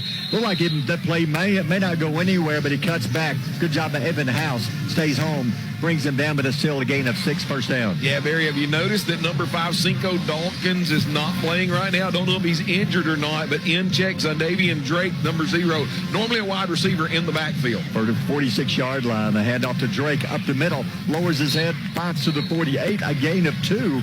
2nd down and 8. First Aggie there again was Tate Prater. It'll be 2nd and long. Right now, looks like, Barry, that they've put number 79, Kevin Bravo, a junior, 5'10", 285. got him playing that nose area, just trying to put a bigger mass of humanity there in the middle to kind of clog everything up. I think they're about to go deep, trying to lull us to sleep. Hands off again, up the middle, bounces off one man, midfield, 45, fighting close to a first, about a yard short, 3rd down and 1 for Huntsville. And Barry, there's another running back. So right now it's just running back by committee, and I think that they're doing that to just try to keep their running back core fresh behind the offensive line. That time, number 8, Amon Settlers, 200-pound junior, just gets north and south. 3rd down and 2. Hands off the Settlers again. 1st down, 45 to the 40. Dragging a tackle to the 39-yard line. 1st down, Huntsville. Again, Tate Prater makes the tackle. They'll move the chains to the Aggie 39-yard line. Keith, you have a skinny back, you got a water bug back, and all of a sudden number 8 comes in, Settlers, and he's just kind of a thumper back. He's just going to pound it. He's looking for somebody to hit. 1st down, Aggie 39-yard line. Smith out of the gun. Smith hands off up the middle, bounces left side, 35, cuts, 30 to the sideline. They'll drag him out of bounds. Inside the 30 to about the 27, and another 1st down, Huntsville. Barry, would you agree that Coach Gay across the way right now is like, we're not doing really, really well throwing it. Let's just get behind this offensive line, and right now they're taking care of business. Because the quarterback is not very accurate right now. Smith turns, hands off Settlers again to the 25, to the 20, inside the 18-yard line. I think they found the combination they like now. That's a gain of about 9 yards. And Barry, right now in the last 3 plays, they've averaged about 8 yards of pop and quickly back up to the line of scrimmage. 2nd down and a yard. High snap, hands off to Settlers again. Settlers moves 15, 14, 13 to the 11. Found a hole all the way to the 11. 1st down and 10, Huntsville. Keith, looks like that Huntsville may just settle for the fact that their offensive line, averaging 6'3", 262, can just move our guys around. They're trying to say, line up and stop us. We dare you. 11-yard line, 1st down. Hands off the Settlers again to the 10. Cuts to the 6-yard line. A gain of 5. It's going to be 2nd and 5, and there's a tackle in the end zone that broke out after the play. No flag down. It's 2nd and 5. And Coach Gay, you hate to say this, Barry, but it's really demoralizing for a defense when you go 5 yards, 6 yards, 5 yards, 6 yards, and puts it in the end zone. Hands off again, stops, cuts, 5, 4, 3, 2, 1. Hit at the goal line. He will dive into the end zone. Touchdown. Are they going to get it? They can say he went down before. Oh, are they going to say about the? Oh, wow. I thought he's in the end zone. They're going to say no. He went down about the half yard. Is there a flag down? I think we've got a flag. There he is over on the far side.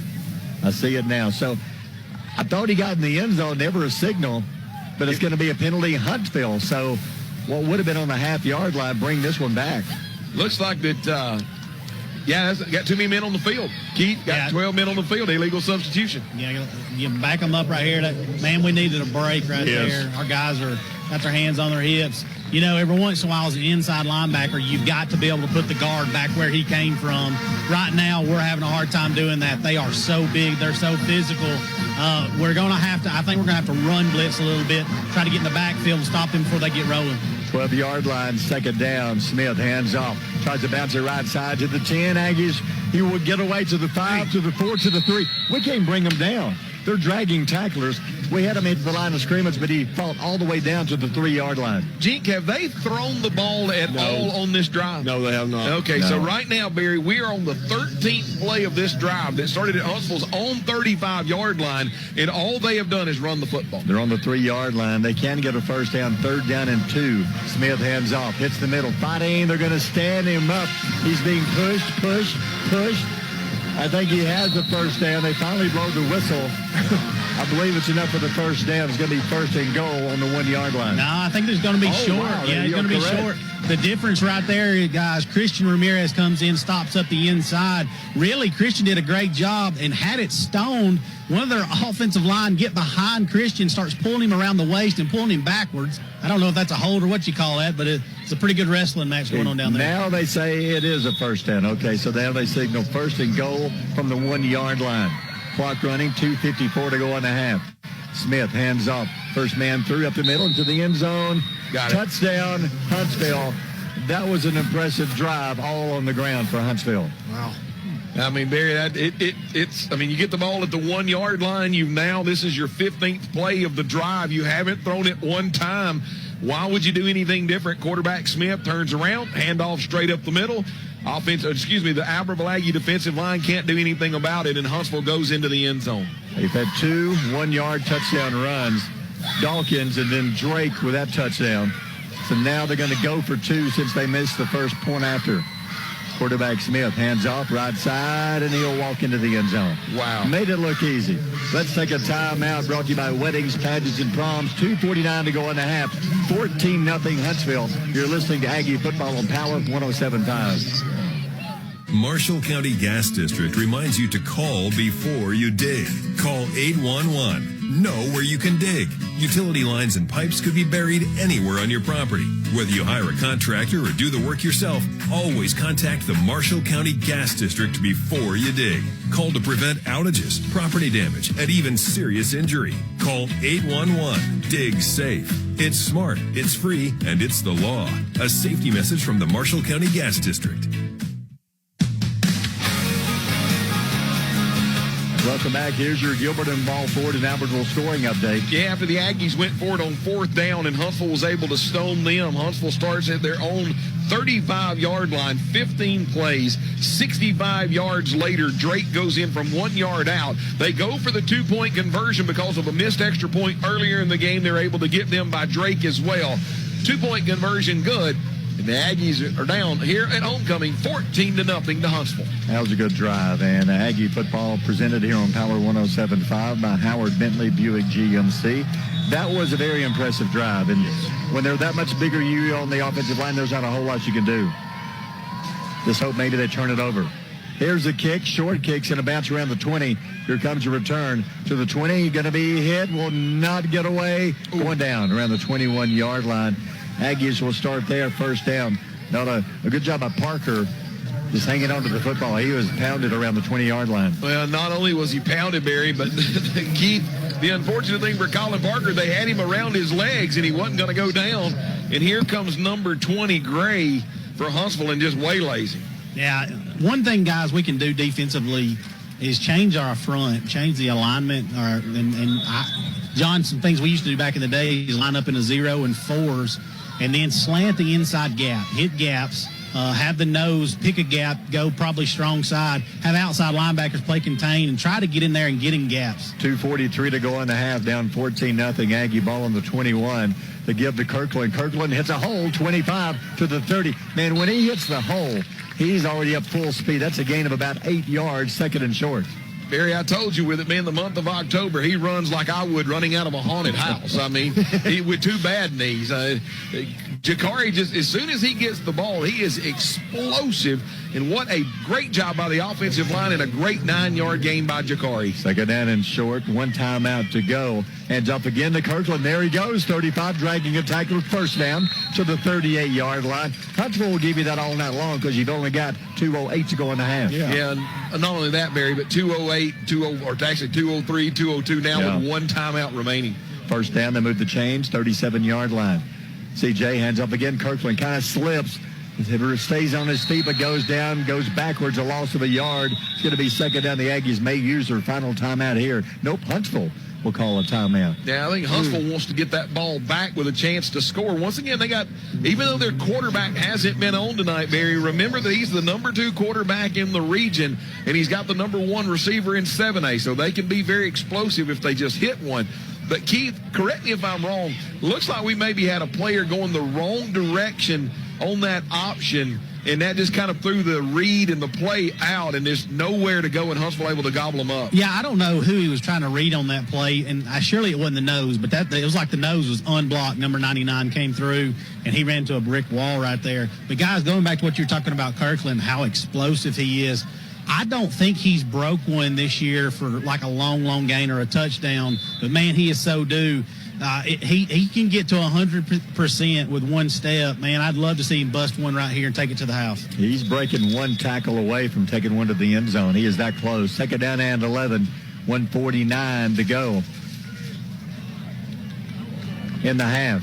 CJ back to pass, rolls right side, throws it back to left side, a little screen. Parker's got it. Parker, sideline, 45, goes out of bounds. Did he get out of bounds in time to stop the clock, or they get him inside in bounds? Yeah, stop the clock with 1:40 to go in the half. Good job. They've been rolling CJ to this side, been rolling this time. They roll him this way, flips it back on the backside, trying to come out the back door. Colin Parker's got it. But, Barry, you want to talk about speed? What about the middle linebacker being out of position for Huntsville, able to track Parker down, but once again, Parker with a big 7-yard gain. How many passing yards? Not many at all, right, Chris? 7. That pass right there. Wow. 3rd down and 3. Clock stopped. Rolling out 45-yard line. 1:40 to go in the half. Down 14-0. Hands up the middle. Tripped up. Dives for a yard. It's going to be 4th and 2. I don't think you can gamble and go for it here. Huntsville calls a timeout with 1:36. You can't take a gamble here. You give them the ball on your 45. You could be looking at 21-0 at half. Yeah, I think Coach Weingarten right now, hands on his knees. He's called to play. Let's see what's going on. Looks like Huntsville called timeout? Yeah. I think they want to stop the clock and get the ball back one more time. Yeah, Coach Weingarten, he's having a counseling session with his quarterback down here. Undoubtedly, his quarterback made the wrong read on that last play, something that probably if he had kept the ball, maybe he could have got upfield and got the first down. But once again, Barry, puts the Albertville offense in kind of a precarious position here at 4th and 2. Man, you talk about a gutsy call. If you go for it and get it, great job. If you don't, you put the Huntsville offense with the ball on Albertville side of midfield. I don't think you can go for it here. I mean, if you don't get it here, Huntsville's got it on your side of the 50-yard line. You just got to play for the second half and hope we can stop them right here on this series. Because we get the ball first to begin the second half, right? So, yes. We're down 14-0. Go in, make some adjustments, and hopefully come out hotter than the Yarn offense. Aggies lining up to go. Let's see if we may fake it. Try to pull them off sides. Nope, going to go. Hands off. Hit in the backfield. A loss of about 3. We chose to go for it. I think Huntsville, everybody there knew what was coming. 3 Panthers hit him in the backfield. A loss on the play. Keith absolutely nowhere to go. As soon as the running back got the ball in his hands and looked up, number 99, Deterian Cawthorn, 6 foot, 280-pound junior, literally put his face mask in the numbers of the running back. Yeah, and evidently it was the wrong read again. Coach Weingarten is absolutely having to come apart down there. So now Huntsville takes over on the Aggie 43-yard line, 1:31 to go in the half. Hands off, up the middle. He's got a hole, 40. He was going to be dragging a tackler down to the 34-yard line. Evan House was hanging on for dear life, and that's a gain of 9, 2nd and 1. Huntsville lines up quickly. Clock running, 1:14. Smith, hands off again, up the middle. There he goes again, 30, 29, 28. First down, big running back. Settlers again, another Huntsville first down. And Huntsville holding on to that one timeout in case they need it, but very quickly back to the line. First down, hands off the Settlers again, right up the middle, 25, 22. They're getting about 6-7 yards every carry. And Coach Gay is completely happy with this. Plus, he knows right now that he's inside the 25-yard line, so that's 3 points pretty much automatic for his kicker. Clock running, 2nd and 3. Settlers, again, same carry. Going to be hits. He will be slammed down at the 29-yard line, but it's going to be enough, I believe. Let's see the spot. Is it enough for a first? Clock stopped, 44 seconds, and Huntsville call a timeout. Huntsville had to. Yep. Yeah, so they did not get the first down, so it's 3rd down and half a yard with 44 seconds to go in the half. Underneath handoff going to the far side, and Settlers slammed on the brakes and then got north and south, but a great job. And I want to say, Barry, that might have been Christian Ramirez in there again, able to make the tackle. Linebacker, I think Peyton Jones, able to come up and aid the tackle, making it about half a yard short, which is big. And the reason why that's big is not only does it make it 3rd down, but it forces Huntsville, who had one timeout remaining, to utilize this timeout. Boy, howdy, if Albertville could get out of here, or some missed clock mismanagement by Huntsville, that would help us out. Huntsville's fumbled it twice, so we couldn't take advantage in the first half. I was going to say another turnover would be nice right here, guys. Here we go. 3rd down and half a yard. Huntsville lines up, 44 seconds to go in the half. Hands off up the middle. Bounces left side. Gets around the corner. 15 to the 10. They're going to shove him out of bounds. But is there a flag down? That's a holding penalty there. Yeah, there's another Marshall County Sheriff penalty flag on the field against Huntsville. Not going to give a name or a number, but the guilty party's looking over his coaching staff with his hands in the air. One of the wide receivers here along the near side when the running back bounced it for Huntsville here along the near south side, trying to turn the corner. Just a little bit too much grabbing by the interior wide receiver for Huntsville. they would have had it first and goal on about the 2-yard line. But now you're going to back it up. Plus, you've used a little bit of clock. 37 seconds to go in the half. Huntsville leads 14-0. Trying to add to it here before the half. Holding Huntsville. Yeah, I don't know who our defender was over here that was trying to get to the tackle, but whoever it was, he was being hog-tied pretty much on this side. I think it was Jude Fan that was kind of got all tied up. May have been, yeah. They've had quite a few penalties here in the first half. Yes, that's the 5th one on Huntsville now. So they have not helped themselves at all between penalties and turnovers. Marshall County Sheriffs are getting excited here in the second quarter, guys. All right, so it's third down. Third down and about 8 with 37 seconds to go. Smith out of the gun. Third down and 8. And they have to pass. Back to pass. Play action. Looks. Throws down the middle. Got a man. Got it. Touchdown. Huntsville. Wow. Fake the underneath handoff. Keep play action. Safeties bite on that play action. You leave your corner hanging out to dry. Wide receiver gets inside possession or position on him on a post pattern. And just a beautifully thrown ball and a beautiful executed play. Well, you're talking about a guy that went and laid it out there, and a young man with some burst to be able to run that thing down. He caught another gear at about the 8-yard line, able to run that one down. Elite speed and great hands to make the catch. I thought he was overthrown when the quarterback released it, but Grissom caught up with it right in the back of the end zone. Great catch. That hurts with 30 seconds to go in the half. Extra point. Ooh. And it's good. Let's take a timeout. Brought to you by Weddings, Pageants, and Proms. 30 seconds and a half, 21-0 Huntsville. You're listening to Aggie Football on Power 107.5.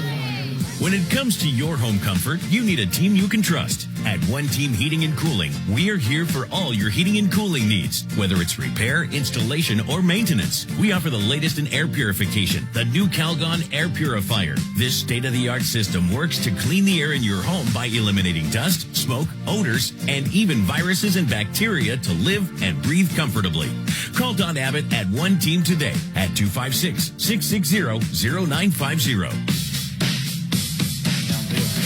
Welcome back. Here's your Gilbert and Ball Ford and Albertville scoring update. Yeah, Albertville Aggies turned the ball over on downs, giving Huntsville the ball at the Aggie 43-yard line. 7 plays, 43 yards later on a third down and long. Smith to Grissom on a 26-yard touchdown strike. Extra point up and good. Huntsville starting to pull away in this game, Barry, here late in the first half. Panthers up 21-0. And that hurts because you're 30 seconds away from getting into halftime down by 14 and you get the ball to begin the second half. But now you're looking at a 21-point deficit. That was a great catch by Grissom, who just ran under that one at the very back of the end zone. So Huntsville will kick.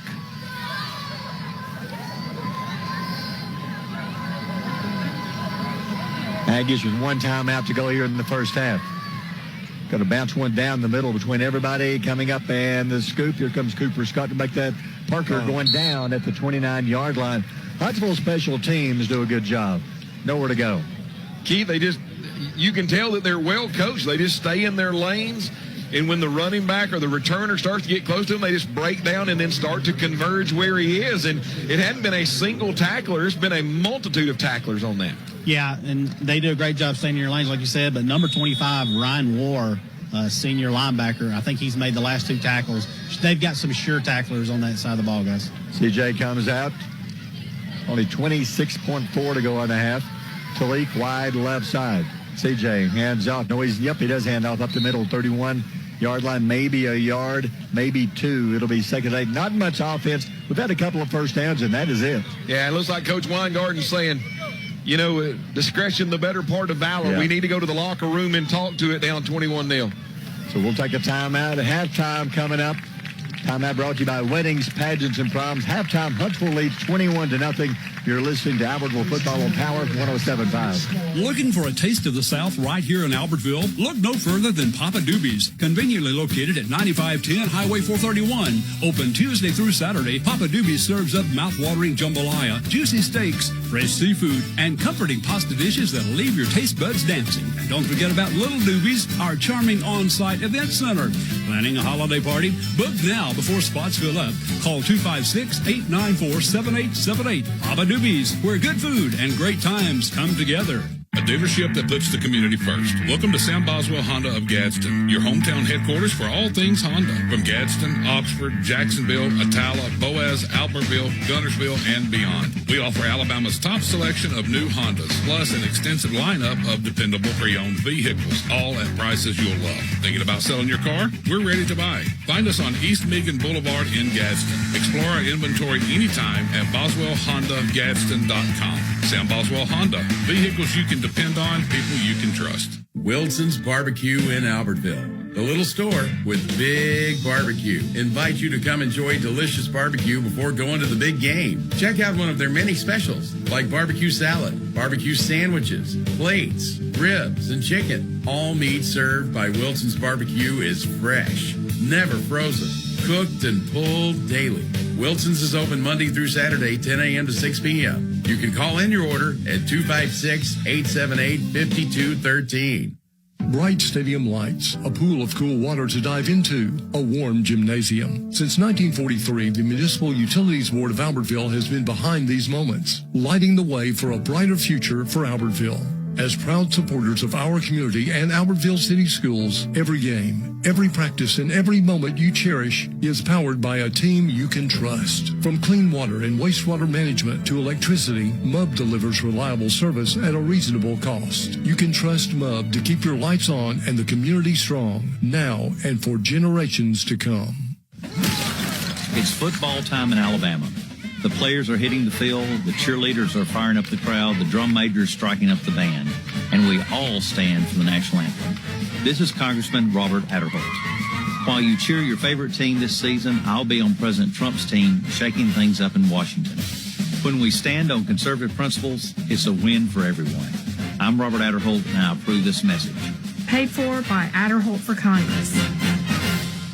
Hi, I'm Jason Simpson with Randy Jones & Associates, your local trusted choice insurance agency and proud supporter of the Aggies. We don't just work here, we live here. We know Albertville, and for over 40 years, we've been helping our neighbors protect what matters most. From your home and car to your business and future, we've got you covered with smart, affordable insurance tailored just for you. Come see us on Highway 431 in Albertville or give us a call at 256-878-3271 for your free, no-obligation quote. And you know what we say, go Aggies.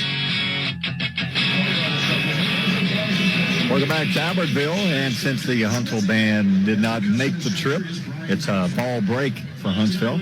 Aggie band's going to play early, so let's now go down to the field and enjoy the halftime show with the Albertville High School Aggie band.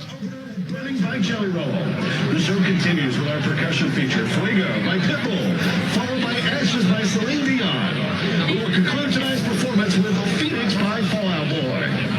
The Aggie band is under the field direction of drum major Landon McCann.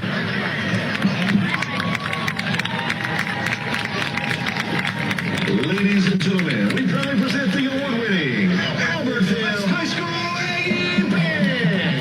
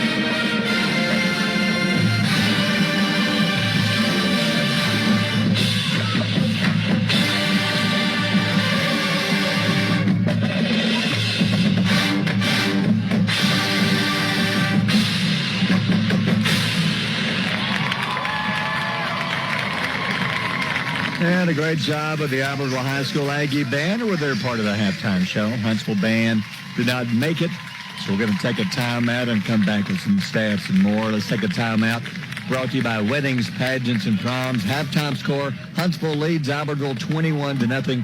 You are listening to Aggie Football on Power 107.5.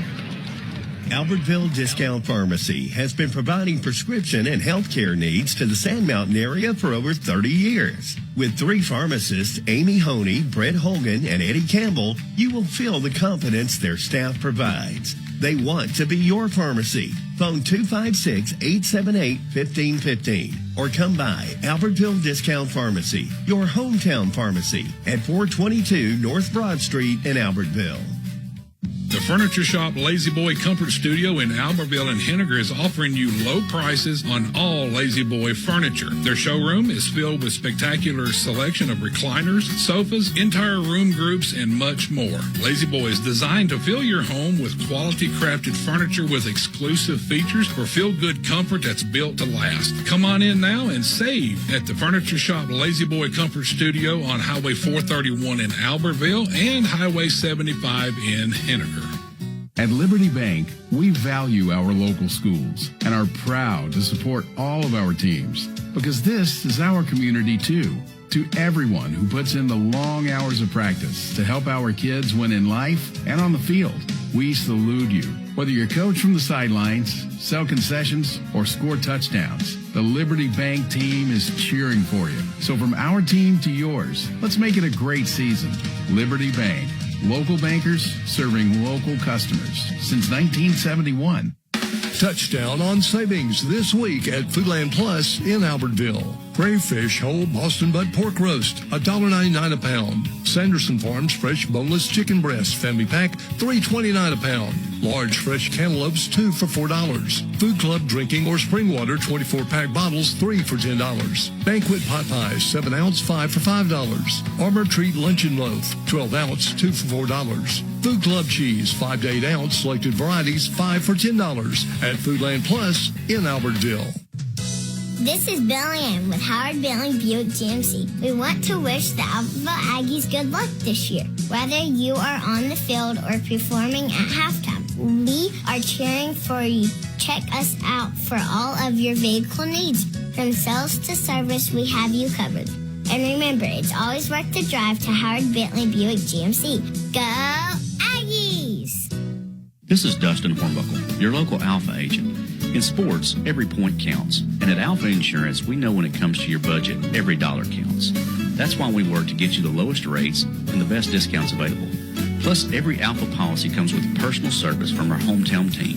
Call the Hornbuckle Agency to start saving today at 256-744-7233 or stop by our office at 10675 U.S. Highway 431. Neighbor to neighbor. That's our approach at Citizens Bank and Trust. Because bigger doesn't mean better in banking. We offer products that equal or exceed the big guys with the flexibility only a true community bank can offer. And we do it from a place called home that we proudly share with our customers. Where you bank matters. And at Citizens Bank and Trust, we work hard to prove that in a big way. Member FDIC.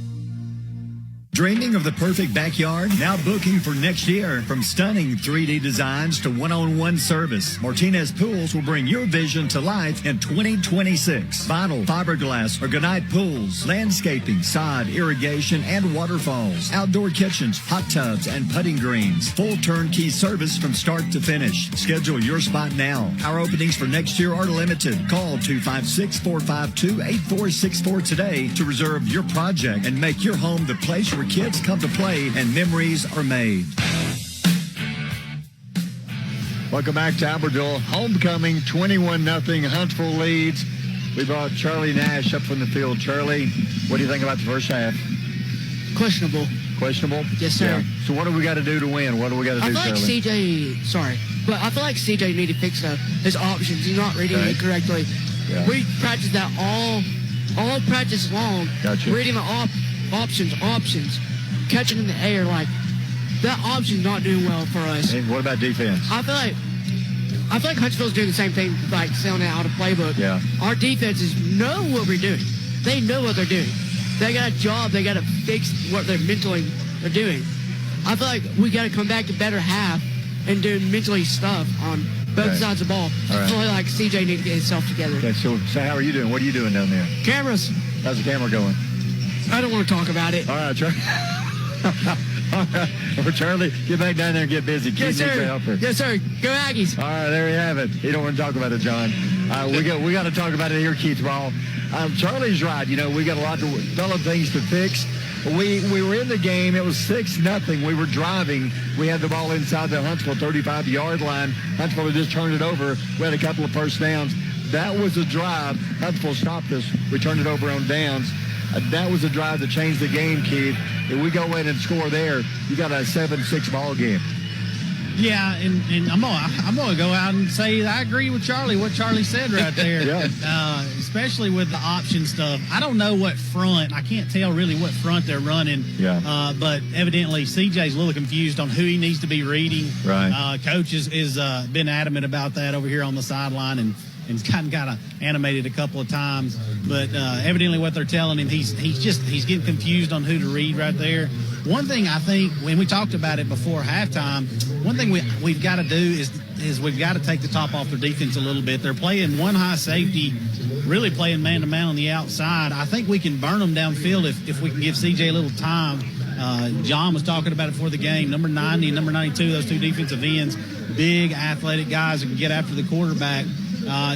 Maybe we can get in the screen game a little more, try to get them to run up and down. But at the end of the day, we've got to throw it downfield a little bit, and we've got to back this defense up. I think we can run the ball. I mean, Kirkland's having good luck running the football. He's so explosive. I think we can still run the ball, but, guys, we've got to throw it downfield a little bit to loosen this defense up. Chris, they were having problems passing. Huntsville said, okay, let's stop. Let's just run the ball. Yeah, that was effective. Yeah, it shows in the stats. 32 rushes, 181 yards for Huntsville. 6 of 15, 59 yards. 59 of that was that 26-yard touchdown and threw that for the half. So they have 240 yards, total yards. Offense, Albertville, we only had, 2 first downs, and there's nothing there. Man, this is the most we've seen our offense struggle this season. The option offense, 56 total yards of offense. John, we knew their offensive line was going to be huge at trouble stopping them. But, man, their defense, we can't run against them. Well, the reason why we can't run against them, Barry, is they're just tough. I mean, guys, they average 6'2", 245 pounds across the front. The number one sack leader in all of the state of Alabama is Michael Chobe, 6'5", 250-pound defensive end. Frank Vergarita on the other side, also another senior. But two people that I think are getting lost up front, Barry, is Griffin Story and Detarian Cawthorn. These guys are both 6 foot, around 250 and 280 in the middle. And it's just real hard for our offensive line to move those guys around, hence the reason why you run the option and you read those guys. But, Barry, I think the problem is that I don't think that Huntsville respects our pass a whole lot. And because they don't respect the passing game a whole lot, they're creeping those linebackers up closer to the line of scrimmage. So here's the thing. He may be reading his key, right, the defensive tackle. He may be reading that right.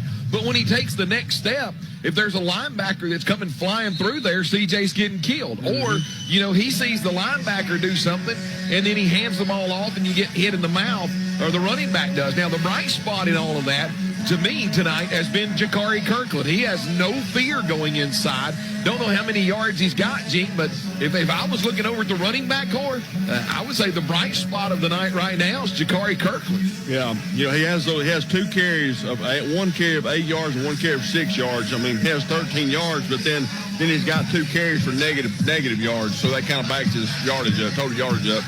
But right now, Barry, what's going to have to happen is you're going to have to commit. The unfortunate thing for Albertville is I think they're kind of caught in this quandary. And what I mean by a quandary, I think all of y'all would agree with this. Keith, tell me if you disagree. You're going to have, if they're going to run the football, and they've done it successfully. I mean, guys, you look at it. They just went on a 7-play, 43-yard drive and scored with a touchdown, but the drive before that was 15 plays, 65 yards, and they never threw a pass, and Drake went in from 1 yard out. The quandary that you got is you're going to have to commit more to the box to stop the run. Well, when you do that, the unfortunate thing is, and I know he hasn't been hot, but I mean, Jink, you can flip a light switch on Wyatt Smith, the quarterback, and all of a sudden he starts lighting you up because you got single coverage, or you get wide receivers that may have a little more athleticism than our defensive backs, Barry. And then you back out. And when you back out to cover the pass, then once again you open yourself up to that big offensive line that can move your guys around. Yeah, well, you look at Settlers, number 8 for them. Yeah. That last series they had the ball and scored on us. He's got 82 yards on 12 carries. Most of that was that series right there. He ran every time, ran the ball every time, every snap. Guys, if you're playing an offense like this and they're just bigger than you and they can big boy you when they want to, like John said, you got to commit more to the box. And I don't think you can play technique up front with your defensive lineman. You take a guy like Keegan Thompson, he's a defensive end for us. He's got a lot of speed. He's not very big, though. Very explosive guy. But him playing technique out there on one of these tackles, it's asking a whole lot for him. So what you can do is line our guys head up of their tackles and their nose and slant gaps. You can take and try to outspeed them. And then bring some outside pressure. Bring a safety, bring an outside linebacker. Try to get some pressure in the backfield. Like John said, does that open you up for the pass? It does, but right now, the first thing we've got to do is stop the run. If you can't stop the run, it's going to be an easy game. They're going to run it right down your throat. You got to kind of get that slowed down or stopped. Make them throw the ball. Yeah, their quarterback's really good. They got some good receivers. There's a chance they drop a pass. There's a chance that we get pressure on the quarterback. But if you're going to stand back there and let them run it down your throat, there ain't a whole lot you can do, if they're doing that. You got to get that stop first. Next week, we're going to be on the road at Bob Jones. We'll be going to the same stadium 2 weeks in a row. Huntsville's at home against Florence. Huntsville, this is a must-win to have a chance to be either a 1 or a 2 seed in the playoffs. They got to win this one tonight. And Barry, if you think the Huntsville line is big, next week when you get Bob Jones, I don't know if they know not to how to grow them. I mean, do y'all think about this? Every year that we played Bob Jones, is it not like they average like 6'4", 6'5", 6'6", about 265 across the front? And I mean, they can literally just get in there and manhandle you. Barry, Albertville won the toss, deferred to the second half. Now, one of the bummer of the thing is you did give up a late touchdown there to Huntsville to make it a 21-0 lead. But how do you right all of those wrongs from the first half? You take this ball, you play your offense. You can't go back in time and fix the first half. Play your offense, get on the board, and get us back in close. Yeah, let's win the second half. Concentrate on that. Here's the opening kick, second half. Huntsville up 21-0. High kick, deep kick, returnable. Here comes the Aggies. Parker's got a 20. His yellow room up the middle. 30, 35 to the 40. He needs a block. Midfield, the kicker is there. Kicker will not get him 30, but he'll step out of bounds. That was a great job on the special teams, and there were no flags down. Great job down the middle return. Colin Parker got it in the air, went upfield about 2 steps, and then broke back to the middle. Great job. It opened up literally like the Red Sea. One man to beat. And Keith, I think the kicker dove, and in that dive got just a fingernail, maybe on the hip pad, and that was enough to knock him out of bounds. Yeah, and we bragged about their kickoff coverage in the first half, and I tell you, it can happen to anybody. You go to sleep just for a minute. Boys, the middle of that field opened up, and you could have drove a Buick through it. 32-yard line, first down and 10. Hands up, Parker up the middle, 30. Got a hole, 25, 22. That's close to a first down. A gain of 9, maybe 10. Let's see. It's 10. First down, Albertville.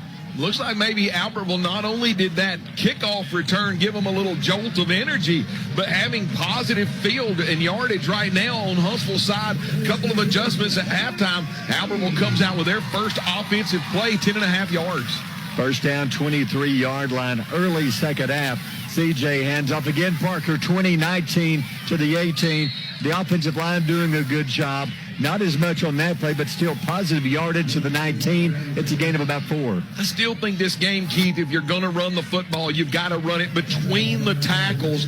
The reason why, you got those 2 stud defensive ends out there. You don't want to mess with them. And I think that the interior, led by Kellen Hampton, and you got J.D. Sanders in there, Christian Ramirez, I think those guys can get some movement. Parker goes out. Kirkland comes in. 2nd and 6 on the 19. Aggies driving to give to Kirkland up the middle. Tries to bounce it off. That time they stuff the middle. Nothing on the outside. Loses a yard. It's going to be 3rd down now to about 7, about 8. Keith, I think you got a little bit of happy feet right there. Hold back to the inside, but Jakari bounced it. When he bounced it, you're bouncing it right into the speed of that defensive end and outside linebacker. Yeah, you nailed it on the previous call. I think we can move these guys around up front. You know, we had a hole big enough you can drive a Cadillac through 2 plays ago. Looked really good. Right there, their nose guard did a good job, but like you said, I don't think you can bounce it, man. They got some animals out here playing defensive end. Talik wide right side, 1-on-1, back to pass. CJ looks to Talik to the middle, throws it short. He's diving, catch it. He get it? Yes, sir, he did. What a catch. Oh. No. Back judge is coming in waving it off. Said he saw it from underneath. Watching the replay here, he made a great attempt at the 10-yard line. We're going to say the ball hit the turf, apparently. I'm going to say the back judge is wrong, John. Wow. I'm going to say he caught that football. Well, we get the opportunity to be able to see the replay, and looking from the front side, looked like Talik got his fingertips underneath it. Now, we don't have a back view of it, but it sure did look like a catch to me, Barry. Oh, that was a tough call. They're going to say incomplete. Aggies are going to go. It's 4th down and 7. CJ threw it the only place he could throw it to where only Talik could make the catch. I thought Talik had it. They're going to say it hit the ground first. So now, 4th down. The Aggies are going to go for it. You're down 21-0. You got a good drive going on the 20-yard line. Got to hurry up. Only 9 seconds left on the play clock. You don't want to burn a timeout this early. They're going to have to. Unfortunately, Coach Weingarten wants to talk to that back judge. He is highly upset with that back judge. Yeah, that's what he said. He said, come here. Look, and I'm not just being a homer, okay? I know I'm a homer a pretty good bit, but I'm not being one on this one. He caught that football. Now, he kind of trapped it against his thigh pad, but that ball never touched the ground. It was a catch. I thought Talik did a great job on that one. And the 2 gentlemen on this side had as good a view as I did. I'm surprised that the back judge waved that one off. But I tell you, I think they missed one right there. I think they're going to try to get that up on the Jumbotron just so the fans can have a chance to boo bird the back judge. Once again, we don't have a view from the back side, but it sure did look like on replay from the front side that Talik got his hands under it and was able to keep that ball from hitting the ground. Wow. All right, Aggies going to go. Coming out of the timeout on the 20-yard line, 4th down and 7, 10:02 to go in the 3rd. Aggies, good drive opening up the second half. CJ drops back. Pressure's coming. He just has to throw it away. There's nobody there. There's nobody there, but he is about to be sacked back at the 35-yard line. So to avoid the sack, he just got rid of it. Guys, they brought a blitz up the middle. CJ had to retreat. Keith, I don't know if you heard me say he's there, but man, number 7, Braxton Hudgens, had lined up kind of in that tight end position, ran right down the middle of the field, and there was nobody in the same zip code if CJ could have seen him. Oh, that hurts. Yeah, sometimes they blitz and it's just perfect, and he got in his face really quick, guys. He had to get rid of that one. So big Wyatt Smith, quarterback, takes over. 1st and 10, Huntsville going the other way on the 20. They'll go back to what they do best. They run the ball right up the middle. He's going to be hit by Prater. Stands him up, a gain of 4. It'll be 2nd and 6.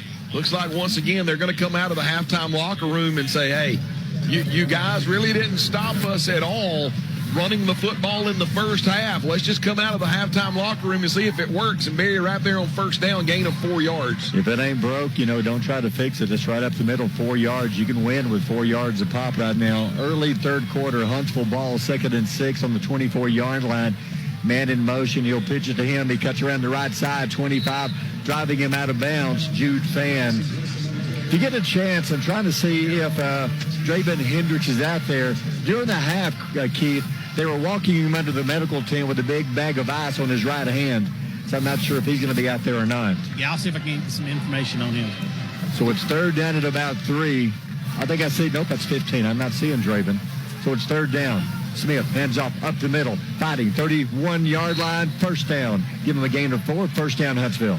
Every time that they've needed to be able to get a 1st down, they've always utilized the left side of this offensive line behind 6'5", 280 Mike Price and Hudson DeHoop, 6'1", 230. Did it again, Barry. Needed 5, gained 6, 1st down. Nothing fancy, right up the gut. 31-yard line, 1st down. Hands off up the middle again. 35, 39, 40.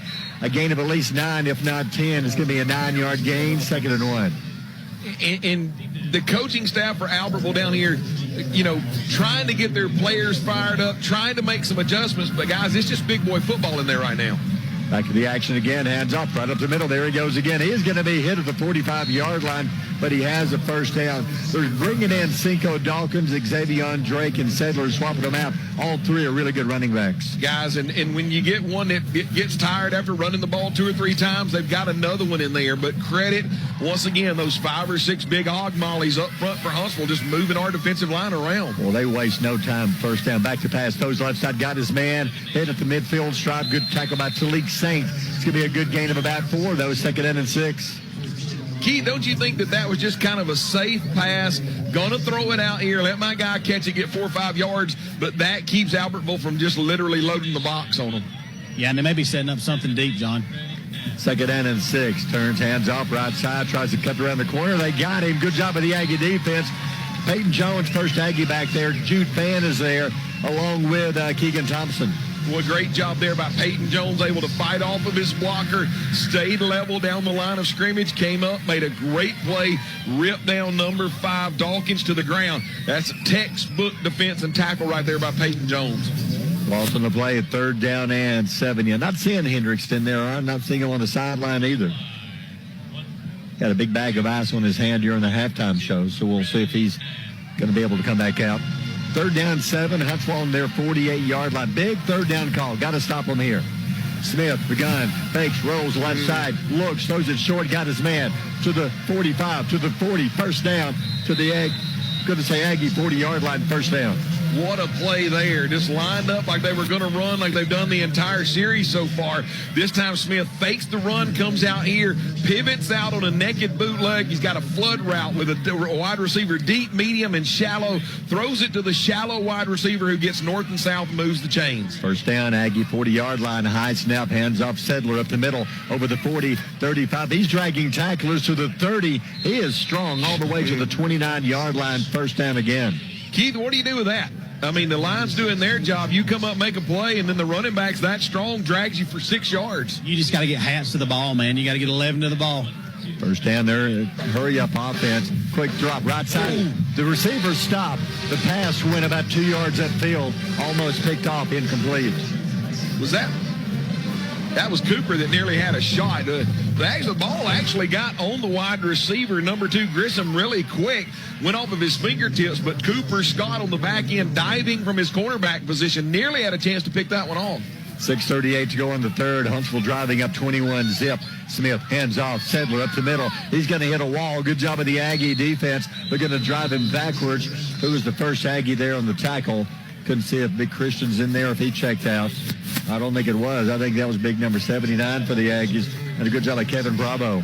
Yeah, Keegan Thompson getting off the bottom of that pile. Bless his heart, he got up kind of shaking his helmet, but Keegan may be lucky if he weighs 180 pounds and a mass of humanity fell on him. Gain of 2, 3rd down and 8. And jump. Penalty, Huntsville. Yeah, their offensive lineman got in a hurry. Huntsville's had their share of penalties, and they've had 2 turnovers. But unfortunately, the Aggies couldn't take advantage of any of that. And you know what, Barry? I attribute that jump to the 12th man. Yeah, because they are in front of the Aggie band, and the Aggie band is rocking and rolling. And I think one of their offensive linemen just got lost in that, and he moved. Back it up 5. It's 3rd down at about 13. Smith drops, looks right side, pumps, fakes, throws it downfield, got a man, bobbled it, incomplete. That was a nice pass. His receiver ran under, but he bobbled it, incomplete, 4th down. I thought he had a chance to actually bring that in, and was it Talik that was able, or was it Cooper that ripped that ball apart? I think it's Cooper that's able to get to him. Guys, that receiver and his number 2, what's his name, John? Grissom, he gets to 100 miles an hour in 3 steps. He stops, double moves, and able to get to 100 miles an hour again in 2 steps. Wow. He can really play ball. Did you say he's the best wide receiver, one of the best wide receivers in the state, John, by stats? He's the number 1 wide receiver in all of 7A. He averages 100 11 yards a game, has 8 touchdowns. Fourth down, back to pass. Smith looks, has time, now being chased, rolls right side. Froelich is chasing, throws, wide open, incomplete, over the head of the receiver. The Aggie defense has held. Great job there by the Aggie defense, and they're aided by, and it looked like Mason Froelich, guys, was on the hip of Wyatt Smith, so he couldn't really get comfortable. He had a wide open receiver, but because he couldn't get comfortable because of Froelich chasing him down behind, ball kind of went errant on him, and the Aggie defense able to get out of that jam. To me, that stop belongs to the offensive coordinator. Why change the offense when you're getting 5-6 yards of carry? Yeah. Why change? Exactly. You decided to get fancy and throw it a couple of times, and now look what it got you. Yeah. Or run it outside. I mean, they're doing such a good job inside running the football. I don't know why you don't. I'd line up with a Wildcat and run it right at us 50 times. Aggies take over. Just decide to start practicing something else, I guess. It's 21-0 Huntsville, 5:48 to go third quarter. Aggies take over on downs, first down on their own 33-yard line. CJ back to pass, looks right side, throws it deep. Talik's there, underthrown. That's pass interference. He tried to come back. Yeah, the official couldn't get his flag out of his pants, but he finally did, and that's going to be pass interference. Yeah, you might actually get pass interference on this one because CJ got hit, guys. Because he got hit, he couldn't get all of his arm into it. Ball fluttered. Talik was stopping to come back, and the Huntsville guy ran all over him. Official was trying. He just couldn't get it out. But he did. But the defender grabbed Talik so he couldn't come back and make the catch. Pass interference. I think they were wondering right for a moment, did the ball get tipped? But the ball did not get tipped. It was a perfect pass. I mean, CJ got hit after he got rid of the ball. Guys, if we're going to throw the ball, and listen, I will take this 15-yard pass, and y'all were trying to talk about taking the top off the defense. But we have got to give CJ time in the interior right there of the offensive line. By the time CJ got in his drop and was looking downfield, he was getting hit by number 99 coming right down the middle, Dentarian Cawthorn. If we're going to pass, we have got to get better along the offensive front blocking. CJ just underthrew Talik. Talik had his man beat down the sideline. I'd go back. First down and 10. Hands off to flags are down. Aggie's going to bring this one back. A gain of about 3. Good run by Parker, but it's not going to matter. You know, this is one of the few Aggie penalties we've had in the game. Yeah, we didn't have any. That's the first one. First one? Yeah. And that was an illegal shift, guys. You had one of the running backs coming in motion, and the other running back he left out of his stance and took one step too early. And G-Man Sarant is slow getting upfield around about where the tackle was made. He was downfield trying to block. Couldn't see what happened. Hopefully, breath's knocked out of him. Let's hope that's all. No, they're working on his knee, Barry. Yeah, it looked the very end of that play. Somebody got blocked into the side of his leg. And it didn't look just terrible, but I'm sure it tweaked something. Maybe he's just a little sprained, something like that. But get him up and get him moving again. Update on Draven. I don't think we'll see Draven again in this one. Okay. He's wrapped up, and I think his night's over. And he was having a good first half. Hey, good to see Ugensly Sarant up. They not put any weight on that leg, though, Barry. I think I agree with you, Keith, when you look at the replay up here. I mean, nothing malicious. He's making a football play, and the Huntsville guy's making a football play, and just kind of he kind of gets rolled up on the side by the pile, and hopefully no damage to the ligaments. Hopefully it just tweaked it a little bit. So they're going to take him under the medical tent. With the penalty, it's 1st and 15 for the Aggies on the 43-yard line. 5:35 remaining third quarter. Huntsville leads 21-0. That was the halftime score. Aggies took the opening drive after the good opening kick return, but turned it over on downs on the last possession. Now, 1st and 15 on their 43. Kobe Watson in motion right side. CJ back to pass. Looks, he's got his man. Talik makes the catch. Gets most of the penalty yardage back. A gain of 4. Goes down. It'll be second down at 11. Yeah, we got 1st and 15. Huntsville giving a lot of cushion to the wide receivers, especially Talik Saint, because they know his explosiveness. Drops back, and it's just a quick hit route. You're just trying to get those 5 yards back so you can get back into your regular offense. Talik's able to make the catch, Barry, 2nd and 10. So it's second down and long for the Aggies. 5 minutes to go in the third quarter here on this homecoming night. Huntsville leads 21-0. Aggies with it. Right side, Talik. Now you'll change to the left side. Sweat, he's been quiet tonight. Now Sweat in motion left side. Fakes to Sweat. Looks back left side. And Kobe Watson. The Looks like Kobe's kind of held up at the line of scrimmage, and the pass falls about 15 yards downfield too far. Well, I think they got man-to-man coverage. It looked to be across the way, Keith, on Talik, and hoping that Huntsville would get their eyes looking over there. And they were trying to run Kobe Watson, but a good job by the safety of following him. Just some, I mean, everybody wants pass interference, but that was just good hand checking and good defense. Well, and if you look the way they're lining their defense up, everybody's within 8 to 10 yards. Their safeties are standing at 10 yards. I like the play call. You know, that's what you got to do. You got to back these guys up a little bit. Here comes a blitz, 3rd down and 10. Here they come. CJ rolls left side, rolls right into the blitz, throws it to Kobe. It's overthrown. CJ rolled left right into the arms of 2 defenders. He just had unloaded over Kobe's head, incomplete. Well, and once again, you said it, Kobe. I mean, this guy is 6'5", 250. And when he puts his arms up, he's about 9 feet tall, it seems like. And then when he jumps another foot, and CJ was just trying to get enough air to get it over the defensive end. And when he did, the receiver couldn't pull it in along the far boundary. Hey, John, that guy's only a junior, too. Yeah, he's coming back. Let's just hope we go to 6A and got to worry about him next year. Exactly. All right, 4th down. CJ's going to punt it away. Thought about maybe if they want a kick, but CJ back at the 25. Here comes the return. He's got some room. 30, 35, 40. There he goes. CJ, he's destroyed. Turns back to the left. CJ chasing, and he's going to walk into the end zone. There's a flag down at the 48-yard line. Bring it back. It's a touchdown, but it's not going to count. And I truly, guys, I don't know what he saw because, I mean, the flag, unless there was just some kind of something malicious behind the play, because by the time the flag came out, the punt returner was at the 35-yard line of Albertville. Now, I'm glad that we got a flag that backs it up. But once again, I know Coach Weingarten and the special teams, you got to stay fanned out. You've got to stay in your lanes, and you got to break down. They're going to call targeting. Oh, wow. A targeting call against Huntsville. Somebody must have peeled back on an Albertville player. I'll tell you what, that guy got from where he caught that ball to the end zone in a hurry. He's about 160 pounds of a bolt of lightning. Yeah, they've so got fast. some elite speed over there. Yeah, they do. So they mark it off all the way back to the 33. 4:12 to go in the third. Huntsville up 21-0. So that's where we should at halftime.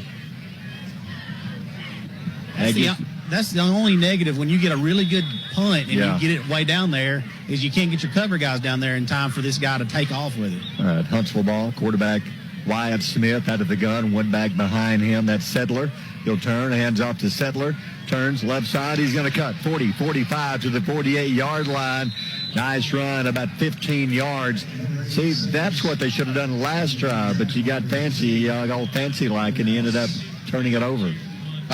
I thought they were fixing to take a punt touchdown away, and Settler was fixing to settle that, guys, with one play. But a great job, defensive backs reacting, coming over the top. Once again, Jude Fan coming up to make a play along with Talik. You got to come up and make a tackle, Barry. Yep, 47-yard line, Huntsville. When they run the ball, they were very effective in the last couple of quarters. Hands off to Settler again. Bounces right side, stops, cuts, 50-49. Good tackle. Making the tackle for the Aggies. Let's see who's on the bottom of the pile. Froelich is there. And also, I think Evan House. Evan House has played a good game tonight.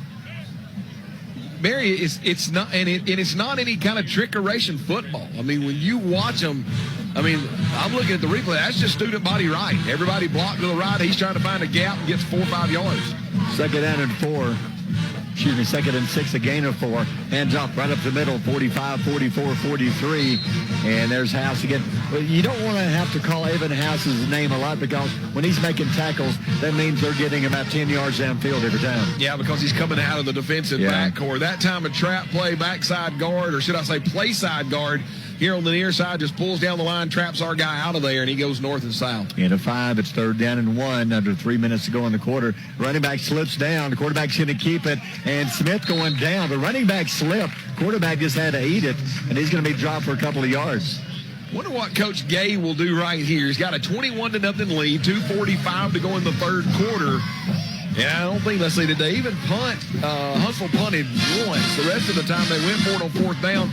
Looks like Coach Gay, discretion the better part of valor. He's just going to punt Albertville with a 21-0 lead, try to punt Albertville deep. Doesn't believe and have confidence in the Albertville offense to take it the length of the field. So they'll punt it away, force down at about 3. Aggies 1 man back deep. See if maybe Cooper Scott can break one. Here's a kick, high kick, good kick.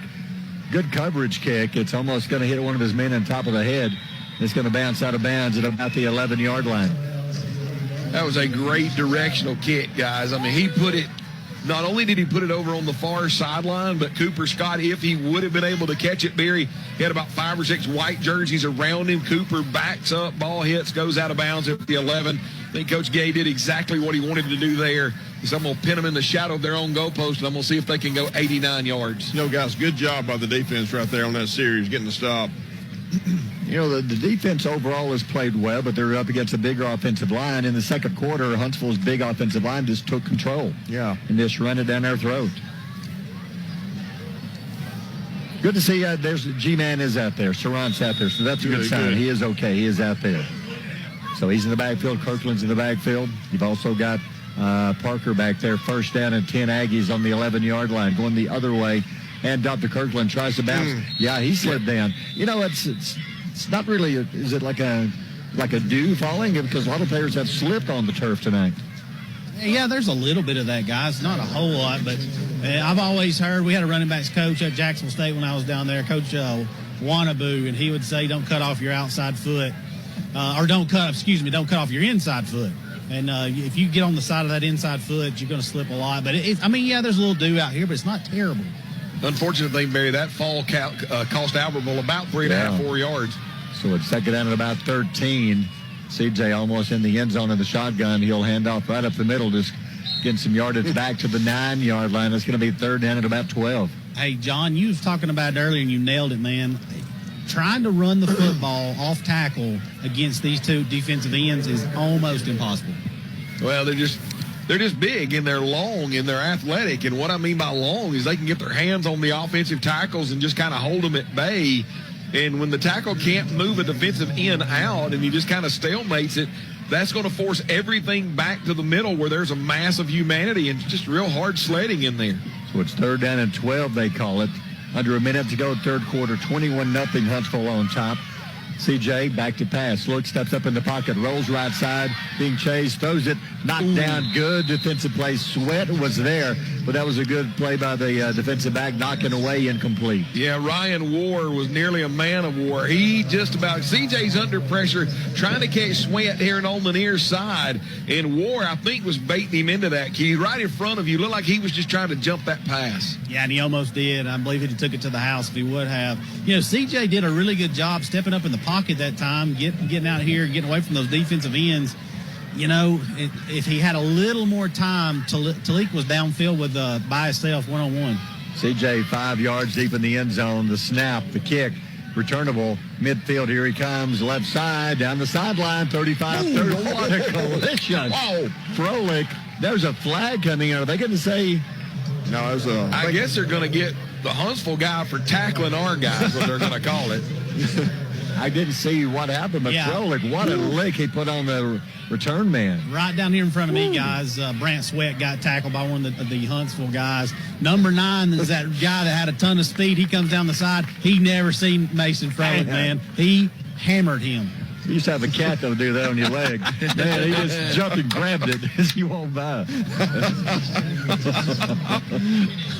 No, you know what's funny is there was kind of this bunch of bodies that had gotten walled off. And you're right, Keith. About the time he cleared, he never saw Mason Froelich because he was kind of behind that wall, and that was just a shot. That was a good lick. It was. So Huntsville ball, first down, 36-yard line. Out of the shotgun, Smith steps back, looks, still looks. Nobody, he's going to be hit, gets rid of it. Wide open, he dropped it. Hit him in the worst place, right in the hands at the 10-yard line. I'm sure you don't send that to Penn State or Oklahoma or Auburn where you're wide open and he throws it to you and he hit him and dropped it. Right now, that's a delete. Delete that play. We didn't have a defensive player within 30 yards of it. Oh, my goodness. Wow. Nobody covers the tight end any level. Yeah, I'm sure that doesn't make your highlight film into any D1 schools. I'm wide open in the hands. I wonder if that football has some dew on it. Wow. Second down and 10. That was a perfect pass by Smith. Smith hands off left side. Aggies will stack it up. Good job by Peyton Jones. First Aggie there. Froelich is there. Well, Froelich is really fired up here in the second half. Froelich has come out of nowhere, but Peyton Jones did a great job. He was the initial tackler on that play, coming from the backside linebacker position, read his keys, got downhill in the lane, and when that was not his number 5, Dawkins. When Dawkins tried to turn back, just got a mouthful of Peyton Jones. That will end the third quarter. Let's take a timeout. Timeout brought to you by Weddings, Pageants, and Proms. After 3, Huntsville leads 21-0. You're listening to Aggie Football on Power 107.5. Since 1986, BG's Restaurant on Baltimore Avenue has provided fast, friendly service, specializing in fresh chicken tenders, french fries, coleslaw, old-fashioned hamburgers, milkshakes, made-from-scratch breakfast biscuits, ham, sausage, and bacon, and they have pancakes. BG's features daily specials and always 3 small hamburgers for 1 low price. Come in or call ahead, 256-878-9294. BG's Restaurant, 1105 Baltimore Avenue in Albertville.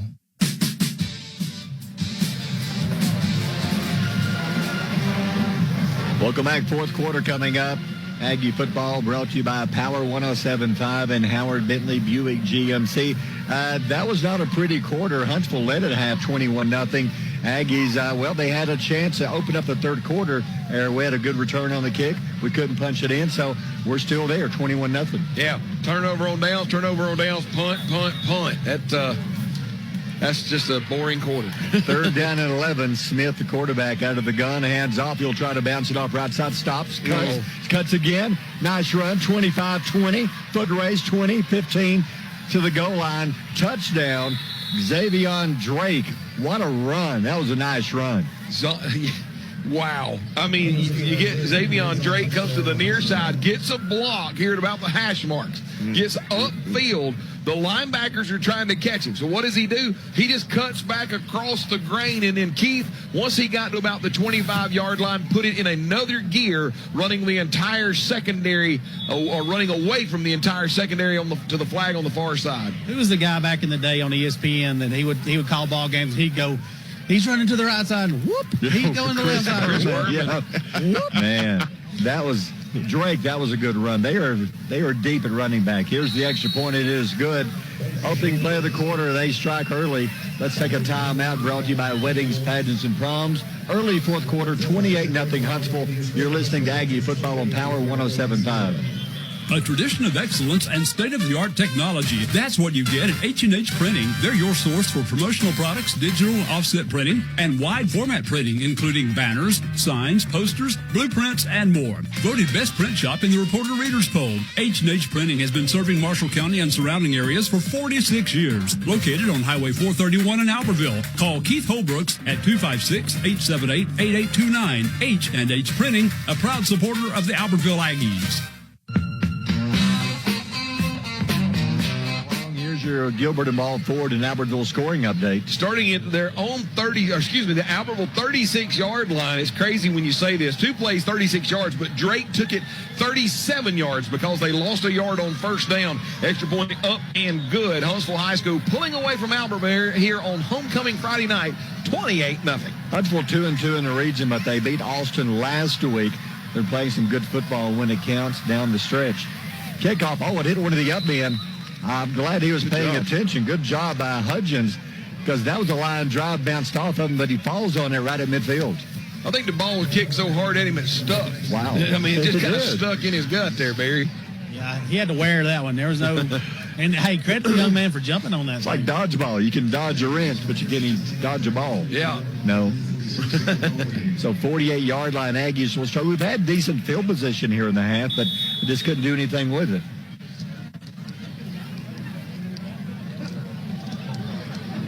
Offensive line's just got to do something, put something together. Got to have a positive fourth quarter, guys. Parker Gibson checks in a receiver. He's wide right, Sweat in motion.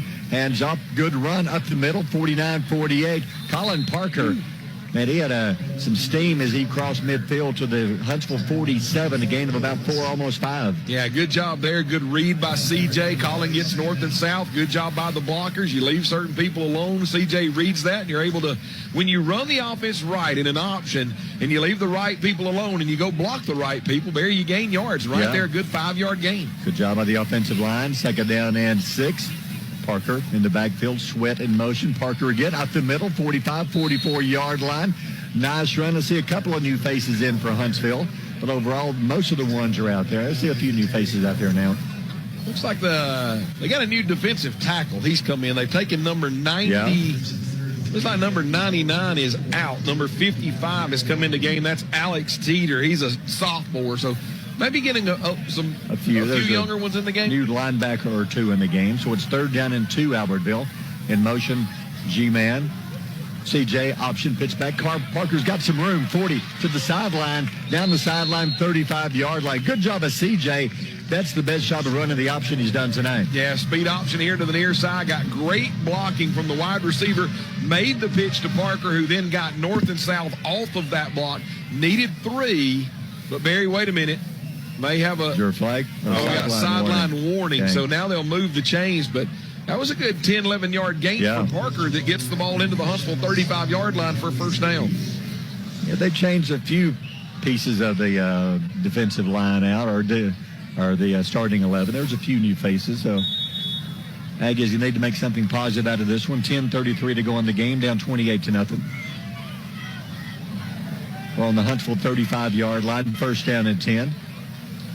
CJ hands off. Parker again, dancing around. 30-29. Good run by Parker, just trying to find a hole, and he did, and get some good positive yardage, a gain of about 6. Once again, they're doing a great job of making those reads. Offensive line pushing some people around. Huntsville has Keith, when you look at it, their linebackers are not creeped up to close to the line of scrimmage as they were, and maybe that's some reason, but a good job now by the Aggies on this drive. 2nd down and 4 on the Huntsville 29-yard line. Wide left side, Gibson in a receiver. Sweat joins him. Sweat in motion. CJ all hands up. Wow, that time Parker, some of the defensive line checked back in, and they showed it too. Big number 99 hits him in the backfield, a loss of a yard. Yeah, DeTerrian Cawthorn that we said had checked out so the sophomore could come play. He checks himself back in the very first play they handed off to Parker. Yeah, he was. Bam. 3rd down and 4. 3 receivers wide right side. Man in motion. He's kind of limping as he comes around. CJ rolls the left side, back to the right side, throws it. Gibson's got it going down at the 33-yard line. There were 3 Panthers waiting on him. It'll be 4th down. They've tried to run that backside slip screen a couple of times in this game, Barry. You can tell that the Huntsville defensive coaches have worked on that all week long because it just has not been there. I think we've actually completed it twice, but the 2 times that we've completed it immediately hit by the defensive backs of Huntsville. It's like Talik is getting a break. He's not in there right now. 4th down and 2. Aggie is going to go on the Huntsville 33. Clock running, 8:44 to go in the game. 28-0 Huntsville. Aggie's trying to get something on the board. 2 receivers make it 3 left side, and there's some movement. And Huntsville's pointing our way. I think he's got a legitimate case. I think so. I think our running back who wanted to kind of get into play decided he's playing arena ball. I think I'd still go for it, though. You're down 28-0. I guess a loss here, you're almost mathematically out of the playoffs. Yeah, you would be. You would be. Huntsville keeps their hopes alive as they go to 3-2. Albertville will go to 1-4, and I would say that they're pretty much mathematically eliminated because any of those teams that are 4 and 5 above them are they've already beat them head to head. Fourth down, about 13-14. Aggie's going to go for it from the 38-yard line. CJ drops back. Has time. Now pressure's coming. Throws it deep down the middle. He's going to overthrow everybody. Gibson was close, but it still falls about 10 yards past it. Well, Keith, I think that CJ heard the footsteps of number 90, 6'5", 250 Chobe coming at him, and he just wanted to get rid of that ball. Yeah, he did. I'm going to say this a second ago. When they run that slip screen, CJ has to roll one side, and then he has to turn around, and he has to blindly almost throw it back the other way to try to throw it to that receiver on the backside. Well, you let that defensive end on that side go, and he looks like an absolute monster coming at you, unblocked, about to kill you when he throws that ball. Huntsville ball. Smith throws left side out of the backfield, stops, heads upfield to the 42-yard line. Making the catch is Drake. Drake had the 37-yard touchdown catch. He has 2 touchdowns in the game. Barry, I thought I saw a couple of new offensive linemen check into the game, but it was an errant call on me. Still the starters in there for Huntsville on offense. Yeah, second down and 6, 7:45 to go in the game. Hands off to Drake. Drake strings that around the corner. Gets the block. Flags are down. He's going to step out of bounds, but it's all coming back flag. If anything, Huntsville, too many penalties in the game to be a big threat down the stretch. They've got to get rid of those. Well, and that's exactly what Coach Gay said. He said we are making way too many mistakes and too many inopportune penalties was his exact words, Barry. I think that you could agree with that statement and see what he's talking about. Yeah. I mean, they've made some inopportune mistakes with turnovers and errant passes and wide receivers dropping them, but then when you have some good explosive plays, they come back because of those inopportune penalties. Yeah, and he didn't even have to get that penalty. The running back had already run by him. Chris, how many penalties they got on the night? That's the 10th one right there. Yeah. I mean, they've got players. I mean, they've got size, they've got offensive, they got speed everywhere. They clean that up, they're going to win some ball games. Yeah, they can run the ball well. Big offensive line, big defensive line. They mark off the penalty, hands off right up the middle. Somebody popped him at the line of scrimmage. He still picks up 3-4 yards. Even when we're hitting him at the line of scrimmage, they're so strong, they're still getting 3, 4, 5 yards out of it. Yeah, that was a great job. I'm trying to see. Bravo was one of them. Prater was one of them. Yeah, number 19, Tay Prater. He was the first man in that hole sacrificing his body to make that stop. That's a good tackle by Tay Prater. Gain of 4. It'll be third down 11. 7:09 to go in the game. Huntsville's going to move to 5-2 on the season and 3-2 in the region. 12 man cranked up, Barry. Yep, they're right in front of the Aggie band. Third down 11. Smith out of the gun, drops back. Plenty of time. Throws it deep. Got his man. Oh, he made the catch. Wow. 16-yard line. What a catch by Bryson Grissom. Do you want to know why Brian Grissom is the number 1 wide receiver in all of 7A? Barry, he split the safety and the corner, and Smith threw it out there, and he made a fingertip catch and brought it in at the 16-yard line. That is a catch that will get you to play on Saturdays, my friend. 6'1", 160. They got to stop the action. One of the Aggies couldn't. Keegan Thompson could not make it back to line up for the play, and the officials stop it. Maybe the Aggies had to call a timeout because he was limping coming up the field. John, guys, even more difficult. He's running a post. He's looking over his left shoulder. He catches that ball over his right shoulder, able to adjust with that ball in the air. I tell you, that's one of the best catches I've seen all year. That was incredible. It was a fingertip grab. By the time he grabbed it, it was almost hitting the turf in front of him, but he got it with his fingertips. And you know, go back to what you said a few moments ago, Keith, is they've got the bodies, they've got the speed, and right there they just show you that they can, have explosive plays and get chunk plays of yardage. It's just those turnovers and inopportune penalties that Coach Gay talked about that's really killing them. And right there, the Aggies on a third down and long had a chance to get off the field offensively, but I mean, listen, I think the Aggies played it perfect, guys. The safety was right where he needed to be. You had Cooper Scott right where he needed to be. Guy just made a great play. All right, 6:36 to go in the game. It's first and 10. Smith hands off to the right side, stops, cuts, 10, 9, 8-yard line. They just keep swapping in and out backs, and they're all three really good.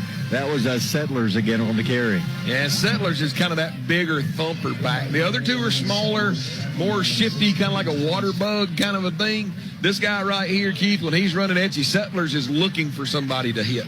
He's built to squat a house. He's one of those guys. I bet he's a weight room freak. He looks like a strong kid. Second down and 2 inside the 10-yard line. Smith out of a gun.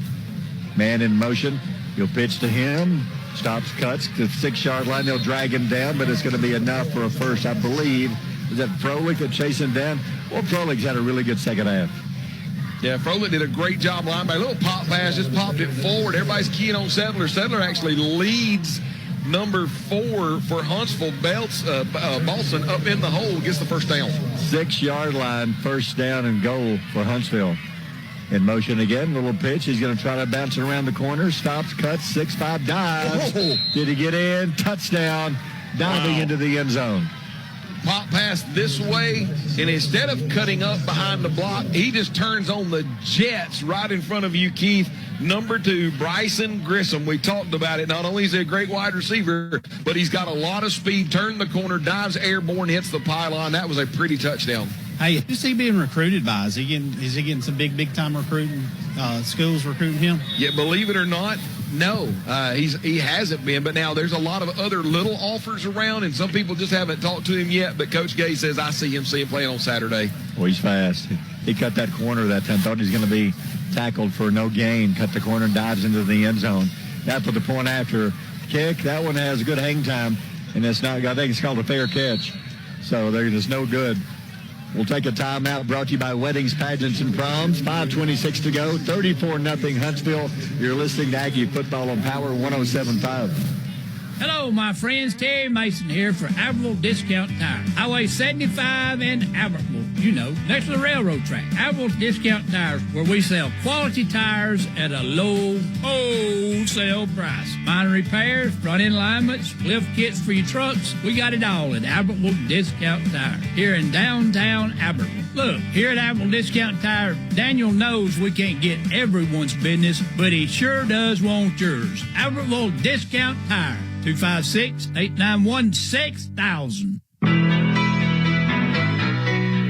about this Huntsville team, I can see how they beat Austin now. This drive, Gilbert and all forward, Albertville scoring up at another impressive drive. Yeah, just another impressive drive. This time they did get an explosive play. That long pass play from Smith to Grissom that set up a 7-play, 63-yard drive. Grissom does the honors from 4 yards out. Extra point, no good. But Huntsville blanking the Aggies tonight here, middle of the fourth quarter.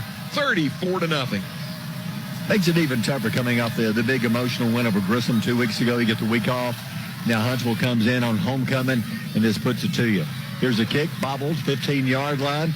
Parker changes directions. Good run. He does a good job just making something out of nothing to the 30-yard line. Good run by Colin Parker. I thought Parker actually had a chance to kind of break out the back door, Barry, for the first time all night.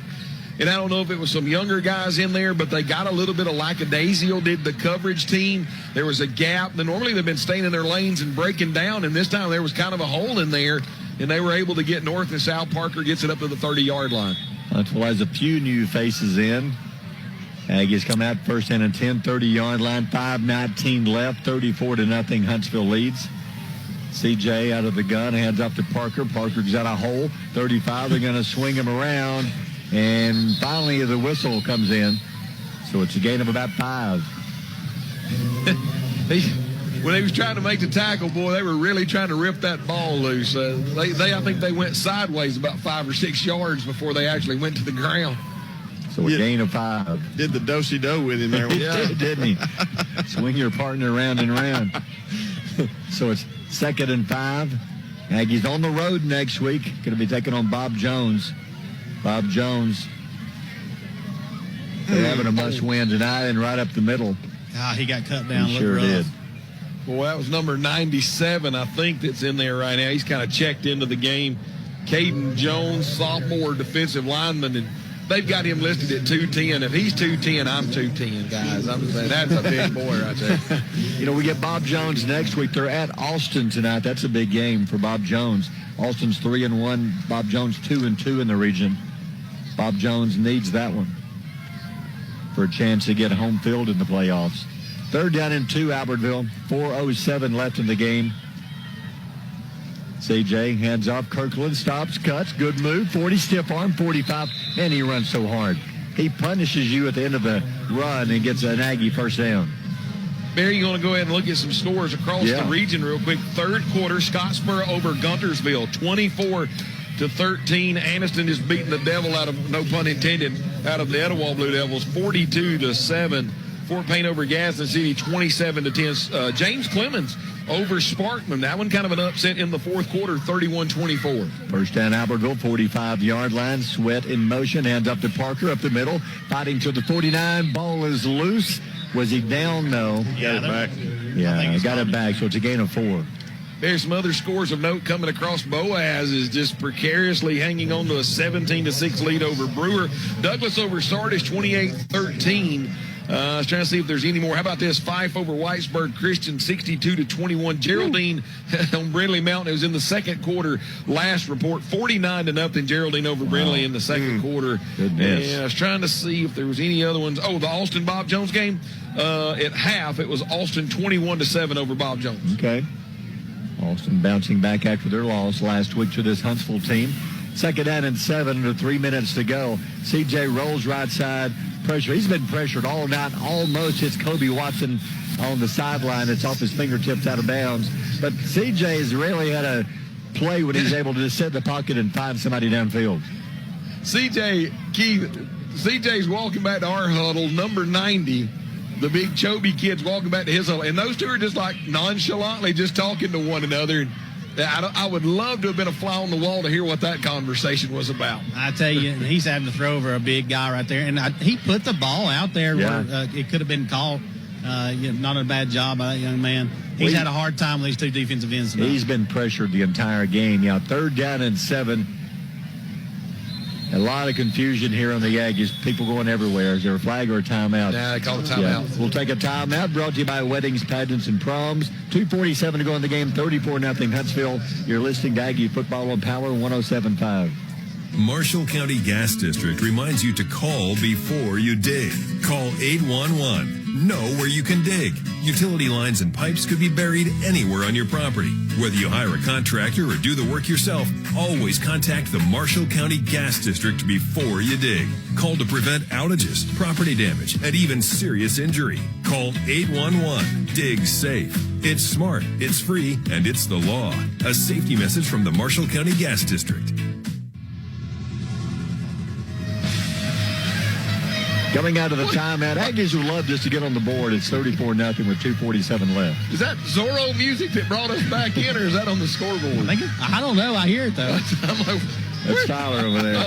Tyler. I thought we were getting ready for a rodeo or something. Tyler and his magic flute.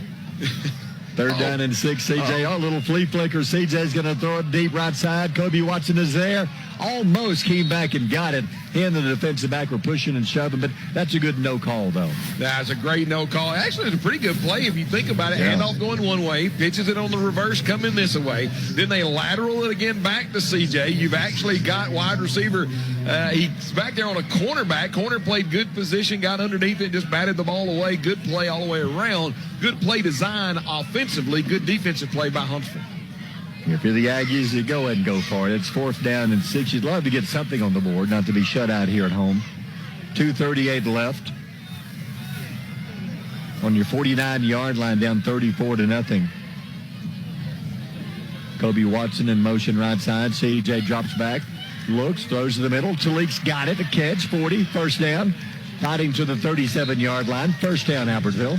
It's a good job there. Talik, as inside slot receiver, just drives down the hash marks, kind of a skinny post, or drives back toward the middle. CJ sees him. He's behind the linebackers in front of the secondary in that dead zone. Just a good pitch and catch. Move the chains, first down. 38-yard line, first down and 10. 2:19 to go in the game. You know Coach Gay's defensive players across the way because he's put those starters back in. You know they want to preserve this shutout right now. All right, Sweat in motion. High snap and a whistle. Keith, it was a high snap, and they better be glad there was a whistle because number 90 and number 92 were fixing to meet right at CJ. Hey, haven't they done enough in this game? Can we get them out? We still got our nose in I agree. Too. I mean, you got to think you got a 34-point lead. How easy it is to turn an ankle or twist a knee in a game like this late in the game. Barry, I think they're cyborgs. I don't think you can hurt them. Yeah, it's metal rods, and they're good. So it's a penalty. Couple of Terminators. Yeah. 1st and 15. Hands off up the middle. Parker's got a little burst of speed. 36-yard line. Gets the penalty yardage back. They're going to stack him up. A good run, though. Gain of about 8 yards for Parker. That thing turned into what a pinball looks like. I mean, some licks there, wasn't it? Yeah, I mean, they're trying to blow the play dead, and Albertville's coming in one way, and Huntsville's coming in the other way. And poor Colin, you might want to tell him when one grabs a hold of you, go down because they're holding you up so the other ones can come in and hit you and try to rip that ball loose. Second down and 8, clock running, 1:19 left. Parker wide out right side with Watson.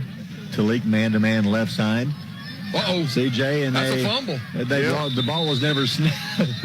The ball was just laying on the ground. What happened? Well, Kellen Hampton, it was kind of a false snap, but it hit his leg, bounced on the ground. No. Defensive tackle saw it, jumped on it. That's a fumble. The ball never left the line of scrimmage. It bounced off his leg. It's almost like his hand. Well, it's like it hit the inside of his leg is what happened. I think when he was trying to snap it, it just hit the inside of his leg, and kind of a dying duck right behind him. And, everybody's looking around. Nose tackle knows what to do. He just jumped on the ball. It's Huntsville football. It is a fumble. So Huntsville gets it. So now they can just run out the clock with 1:06 left. Well, there's been some crazy stuff tonight. Yeah. And that's just a fluky play right there. I mean, Kellen Hampton's done a yeoman's job all year long at snapping that shotgun snap, and that one just off the inside of his leg and laid down flat on the ground. Huntsville ball. They're going to hand off right side. New back steps in. Prater trying to strip the ball. They're going to drag him over to the bench, basically. So it's like the fourth running back in. That's one way to get them out of there. Yeah, when you look out there at the offensive line now, Barry, I think that's going to be your backups out there now. Yeah. I don't think that's Smith at quarterback either. No, a new quarterback in the game. Yeah, that's Davis Carr, I think, checked in. Second down and 10. Maybe the last play of the game, 35 seconds. Carr turns, hands off, left side, and that's Anthony Thomas. No gain, and that's pretty much going to wrap this one up. Not a happy homecoming at all for Albertville. As Huntsville, it was 6-0 still in the second quarter. Aggies were driving inside Huntsville territory with a chance to score and take the lead. But that drive, Huntsville stopped them and ended up pulling away before the half, 21-0 halftime lead. Time for one more play. Hands off to Thomas. Thomas to the 35 going down, and that will wrap this one up. Clock winds down to 0, and Huntsville moves to 5-2 with a 34-0 victory here. Homecoming at Albertville, and not a happy homecoming as Huntsville. It's a big region win. Huntsville needed that one, and they pick it up. They're now 3-2 in the region. And not only will they be 3-2, but they got Florence and Bob Jones coming up over the next. I mean, we have them as well. But if Huntsville, Barry, I'm kind of sitting here looking at if Huntsville could win one of those next two, they would end up being 4-2, and you would think that'd be enough to get them in the playoffs. With still a chance to be to host a home playoff game, but they've got to pretty much win out the region. Aggies next. We're going to be on the road taking on Bob Jones, and we've got James Clemens. It's hard to believe only 3 regular season games left. Yeah, and right now you play for pride now, Barry, because this game pretty much mathematically eliminated Aggies from ever having a chance to maybe somehow make a magical run and get into the playoffs. And now you got to turn your focus to a Bob Jones team. And Bob Jones is big. We're going to be on the road, but you got to turn. I'm sure Coach Weingarten not going to, as animated as we saw him on the sideline tonight, Keith, I just don't think Coach Weingarten going to be very happy looking at the game film on this one tonight of what they could have done. No, I think you were outmatched.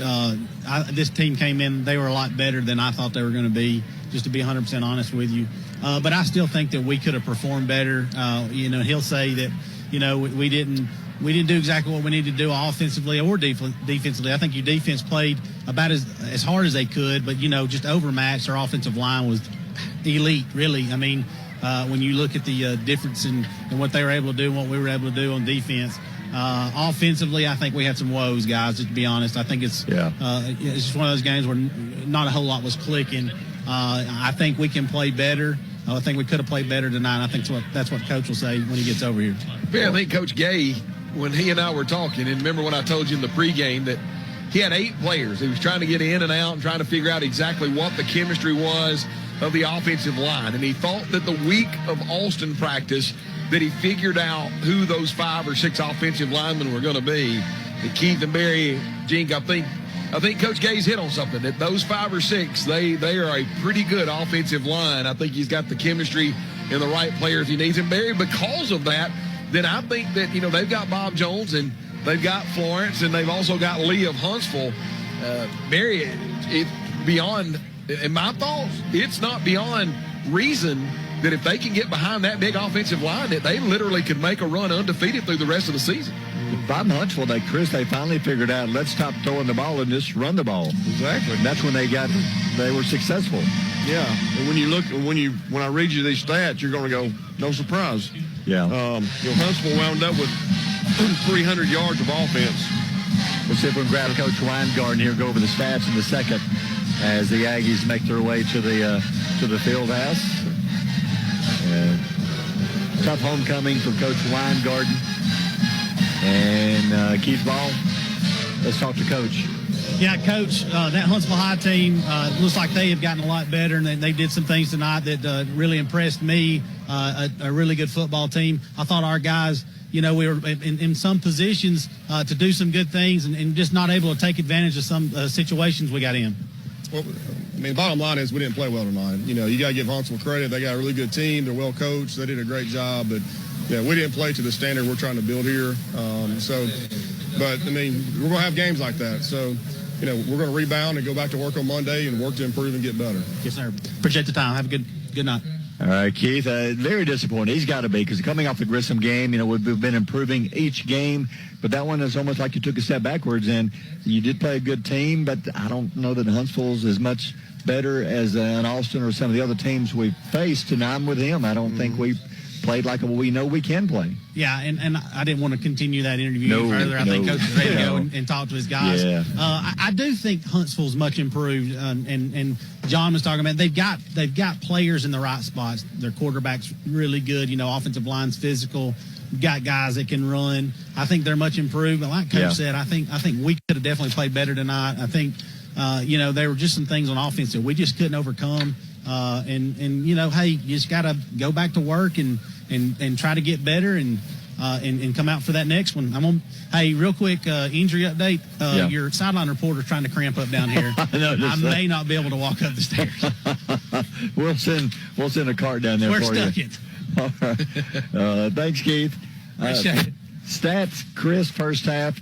We were doing nothing at all. We had like 2 first downs in the first half. We did better in the second half, but then again, Huntsville had already put the game away by halftime, 21-0. Huntsville, they decided to run the ball, and they ran it very effectively. Yes, they did. Guys, they wound up with 50 rushes for 300 yards. Oh, wow. 50 rushes for 300 yards. Yes. Wow. Their biggest guy was Settlers. He wound up with 21 rushes, 133. He's not even the starter. He's like third string. Yeah. And the Drake kid, the one we couldn't tackle, that kept, he wound up with 87 on 15. Then the other one, the Dawkins kid, wound up with 8 for 35, and then Spencer wound up with 3 for 37. So, and the Grissom kid wound up with 119 yards receiving. He's good, yeah. And he's electric. He had a 37-yard touchdown catch, and he had a 3-yard. He had a couple of touchdown runs. When you say he has 8 of 22 passing, but then you look at his yardage, 145 yards on 8 receptions. That's just insane. They had a lot of penalties, and they had 2 turnovers, but they still overcome it to win easily 34-0. Yeah. The Aggies, we just struggled tonight on offense. 119 yards of offense. Couldn't throw the ball. Couldn't do it. 4 receptions, that's all we had. No, that's not going to get it done. No. They're daring us to throw. 96 yards rushing. Just wondering if, sometimes you want the fall break, right? Because you need to get healed up and all that stuff. But, you think about it, it had to be maybe tough to get that win against Grissom. And then really hard to carry that momentum through 2 weeks, right? Yeah. And they had, 2 or 3 days worth of practice during the off week, got them some chance to heal up, and then got into this practice. So there's a part of me that's sitting here thinking, did the 2 weeks, you see sometimes where an off week hurts a team if they got, their chemistry and their mojo's going, and then they get an open week and then they come back. And so I'm wondering if that's the case. That they just weren't clicking on all cylinders in this game versus the Grissom game because they had that time off. And then the other thing is, so much excitement generated in the media around the town and the whole 9 yards about that win. I guess what I'm trying to say, you see college teams that get to reading their own clippings, right? And you came out here against a good Huntsville team that on homecoming night, put 34 on the board on you. I think you might have had a letdown after that. Yeah. Well, high school scoreboard's on the way next. Next week we're going to be on the road. We're going to be in the Huntsville-Madison area at Bob Jones. If you can't make it, join us at 6:30 pregame and the kickoff at 7. Final score again, Huntsville wins this one over Albertville 34-0. So for Keith Ball, Chris Jenkins, John Gladden, I'm Barry Galloway, and have a good weekend, everybody.